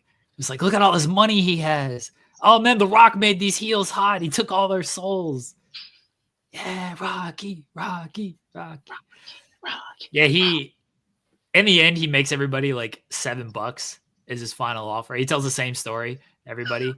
Chad Gable's like, $300 for my soul. And The Rock's like, I'll give you $7 for your soul. And Chad Gable is like, well, that's kind of a big drop from $300. The Rock's like, do you know, son, what you can do with $7? Let me tell you the story of this man who once had $7 in his pocket. This man was living out of his car with no money to his name except the $7 in his pocket. And he took that $7 and he became the greatest sports entertainer of all time, the most electrifying sports entertainer of all time. This man went on to make so many films. He starred in the Fast and Furious franchise. He starred in Moana 1 and 2. He starred in the Tooth Fairy. He survived the Tooth Fairy with just $7 in his pocket. Do you know this man's name, Mr. Chad Gable? Chad Gable's like, well, is it you, Rock? Rock's like, it is me, Mr. Gable. It is The Rock. And you know what $7 is now? $7 is a production company that has first look TV rights with Disney and 20th Television. And The Rock is about to make a movie with Martin Scorsese. That could be you, Chad Gable, for just $7. So $300, kid? No. You don't need $300. What would you do with $300? You would blow that in a heartbeat. You can go get some milk like your hero, Kurt Angle. No, $7. You can't get milk for $7 nowadays. $7 will make you realize that you got to work a little bit harder. You got to work a little bit smarter. And if you do that, just like The Rock did, you won't need to be buying milk. You can have your own tequila. Tequila is much better than milk. And your own Zoa, your own energy drink. You don't. I got a fun little story. You know, I almost fought in MMA. God, that's my favorite story. Rules. I was gonna go to Pride FC. That didn't actually exist in 1996, but that's where I was gonna go. Absolute rules. Oh my god. Oh, Rock is so. I want to thank Rock though. It feels like Mania season though. He's back. It feels like Mania season. Just remember that he's playing a character, SP3. Yeah. You have to thank him because he's not really the final boss. He's playing this audacious character, unpredictable character. Thank you for playing this character for us, Dwayne. We appreciate you, Dwayne. This is just like a film role to him. You know, this is no different than him playing than him playing the Tooth Fairy or anything like that. It's the same thing. It's just a role. Hobbs. Yeah. Same difference. It's just playing a character. Like, come on, dude. Remember when he was the final boss on Twitter last year and it fucking ruled? Yes! He cut those 20-minute Instagram promos and he kept just repeating himself. Oh yeah. The best was off as a direction you can fuck. Can we do that again, Rock? Why can't you fully commit to this character? Yeah, go back to cutting Instagram promos. Stop being like, I love playing this character. It's so cool. No, cut an Instagram promo and bury Cody Rhodes. It's like, oh, I watched Raw last night. Saw Cody Rhodes out there talking to Seth Rollins. You know, listen to Seth Rollins. Seth Rollins has sold his soul more times than The Rock can remember, but he didn't get an offer like this. You don't listen to Seth Rollins out here looking like Paddington Bear with his raincoat? Being a character. Bullshit. Cut some Instagram promos, Rock. You dork. You're $7. You're mana. $7 in my pocket. Oh man, what a like I said, good show of Raw last night. But he so many squandered great heels, and the best heel that we have right now is playing the character. Playing a character. That's all he's doing. Just playing a character. NXT is tonight. There's a lot of TNA wrestling crossover. We got the Hardys on the show. We got Moose on the show. Moose and Lexis King is going to light the world on fire. It's going to rule. Everybody's going to be talking about the 4-star classic that we get tonight between Moose and Lexis King. I mean, I'm interested in the show. I might watch a little bit of it live. Maybe I'll finish it in the morning. But yeah, I'm looking forward to seeing the Hardys back on WWE television. I think that it sets up the Hardys versus Fraxium. I Stand and Deliver, champion versus champion, maybe.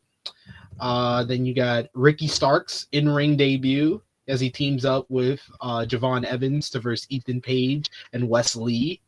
And the Cincinnati crowd was great last night on Monday Night Raw, so I expect them to be also great because it's going to be a smaller building. They're going to be even louder. It's going to be a fun time.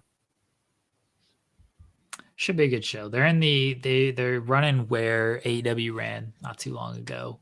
So, yeah, looking forward to Ricky Saints and Javon Evans against Ethan Page and Wesley. Should be a fun match. And Matt Kerr and Carmen Petrovic should be good as well. Hardys are going to get a big reaction. Everybody loves the Hardys. They're always over. So, should be a fun NXT. And then Lexis King and Moose. That's what we're going to be talking about tomorrow. That's all. Nothing but Lexis King and Moose. You see, y'all can talk a whole show about that, with Moose, Moose setting himself up. He's probably going to, what you think, Obafemi and Moose at Roadblock? No spoilers. It does look like they're going to do that at some point. So yeah, I assume Obafemi is going to come out here and Moose will win. He'll make a challenge or he'll throw something out there for Obafemi and we'll get a confrontation between the two. Yeah. So yeah, it sounds like a good show this week for NXT. NXT sometimes it's probably the most consistent of all 3 WWE weekly shows. You know what you're going to get from it. Sometimes it's a little bit goofy and out there. You got Shield Tribution that's on the loose attacking Robert Stone and stuff like that. And I mean, the TNA stuff.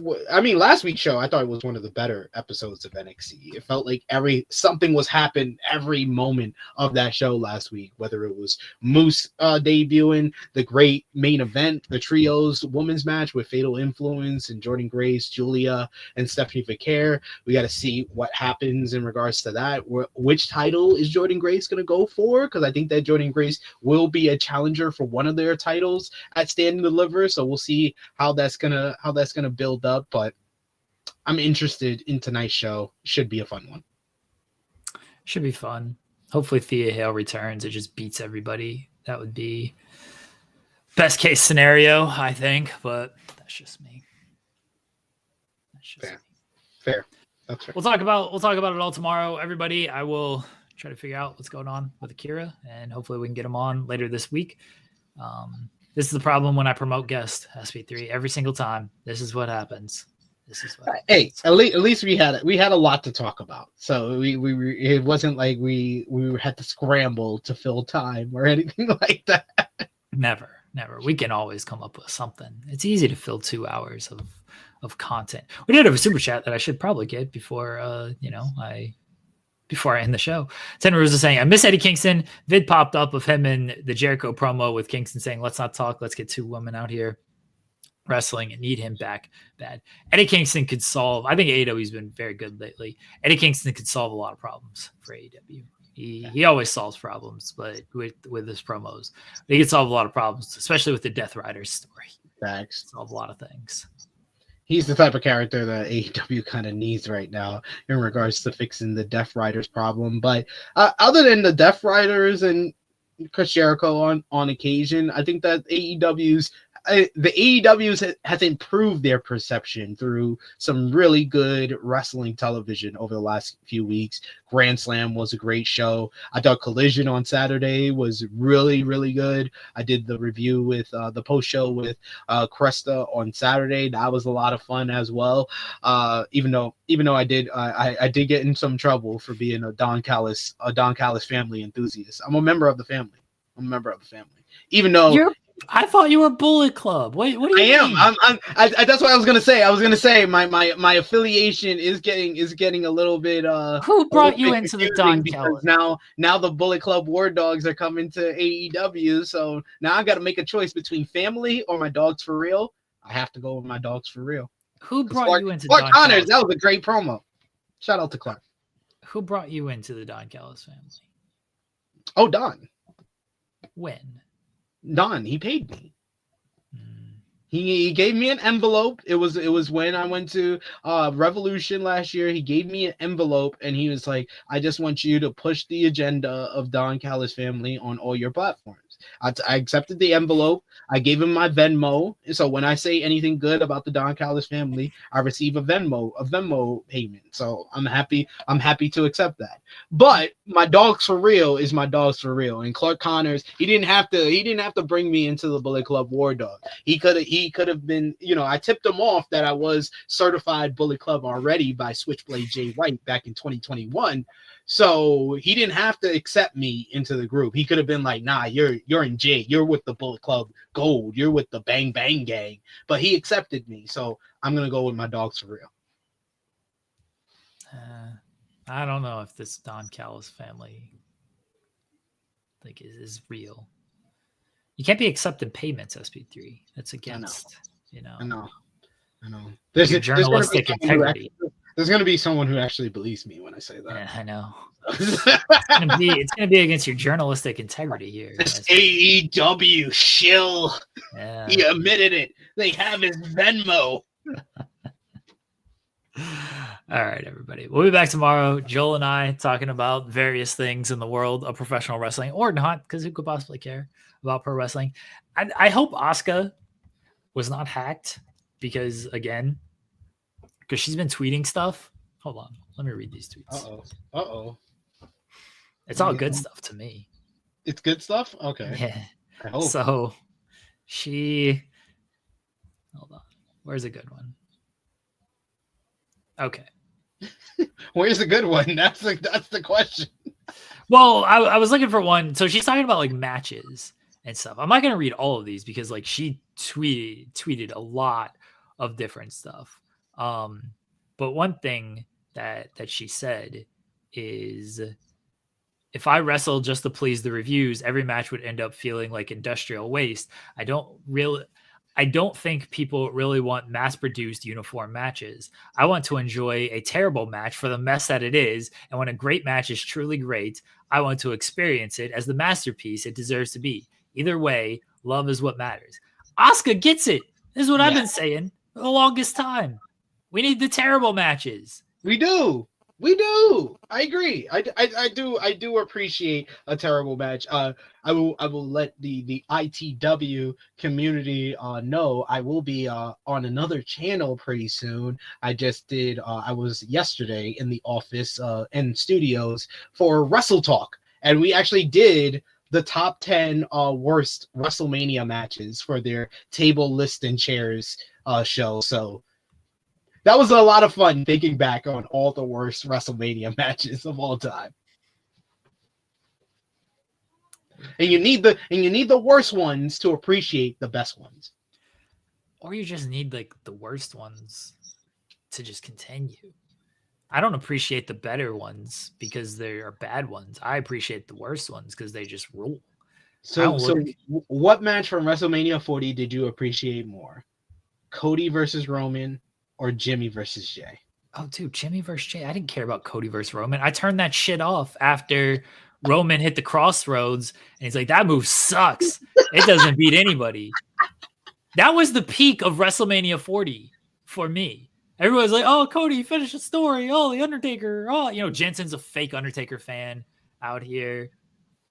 But that didn't interest me at all. I didn't care that Cody won.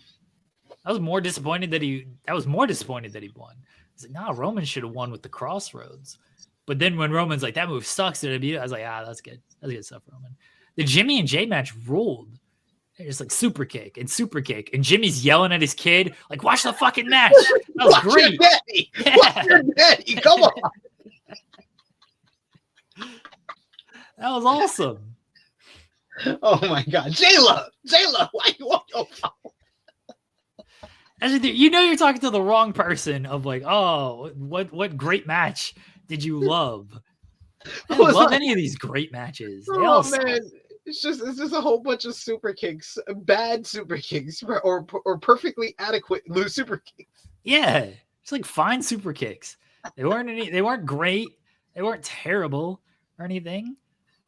It ruled because everyone for years is like, oh, they're just a bunch of super kick spammers, just like the Young Bucks, and they're like, all right, we're gonna show you guys. And it's basically a matchup of everybody that's never watched the Young Bucks, what they think the Young Bucks wrestle like. It's awesome. Love that match. We do have to do hottest takes. That is one thing. Yes, we do. That we do need to get out of here on. All right. Do you have a hottest take for the week? I was gonna say Triple H will squander another hot heel, but that's not a hottest take. That's just who's the hottest heel? Who's the hottest heel in WWE right now? You can't say the final boss. I was gonna say the final boss. You can't say the final boss. Who's the top heel or who's the hottest heel is probably Jacob Fatu. Yeah, fair. Yeah. I think the two top heels in WWE is Drew McIntyre and Kevin Owens, but the hottest is Jacob Fatu. So I already did a Jacob Fatu hottest take, so I won't do that. Yeah, Kevin Owens is probably the answer. I think it's even between KO and Drew, because Drew doesn't lose as much as KO. Drew literally just lost. He lost on a roll up. Jimmy Uso. What are we doing? Okay. My hottest take is that WWE will not offer Miro a new contract. All right, so Miro will not join WWE? Yes. Okay. That's fair. I mean, he's just out there wrestling in Qatar, and then he's out here losing to Alberto El Patron in Qatar. He's like, League of Nations brothers. Yeah, I'll put you over. That's not a problem.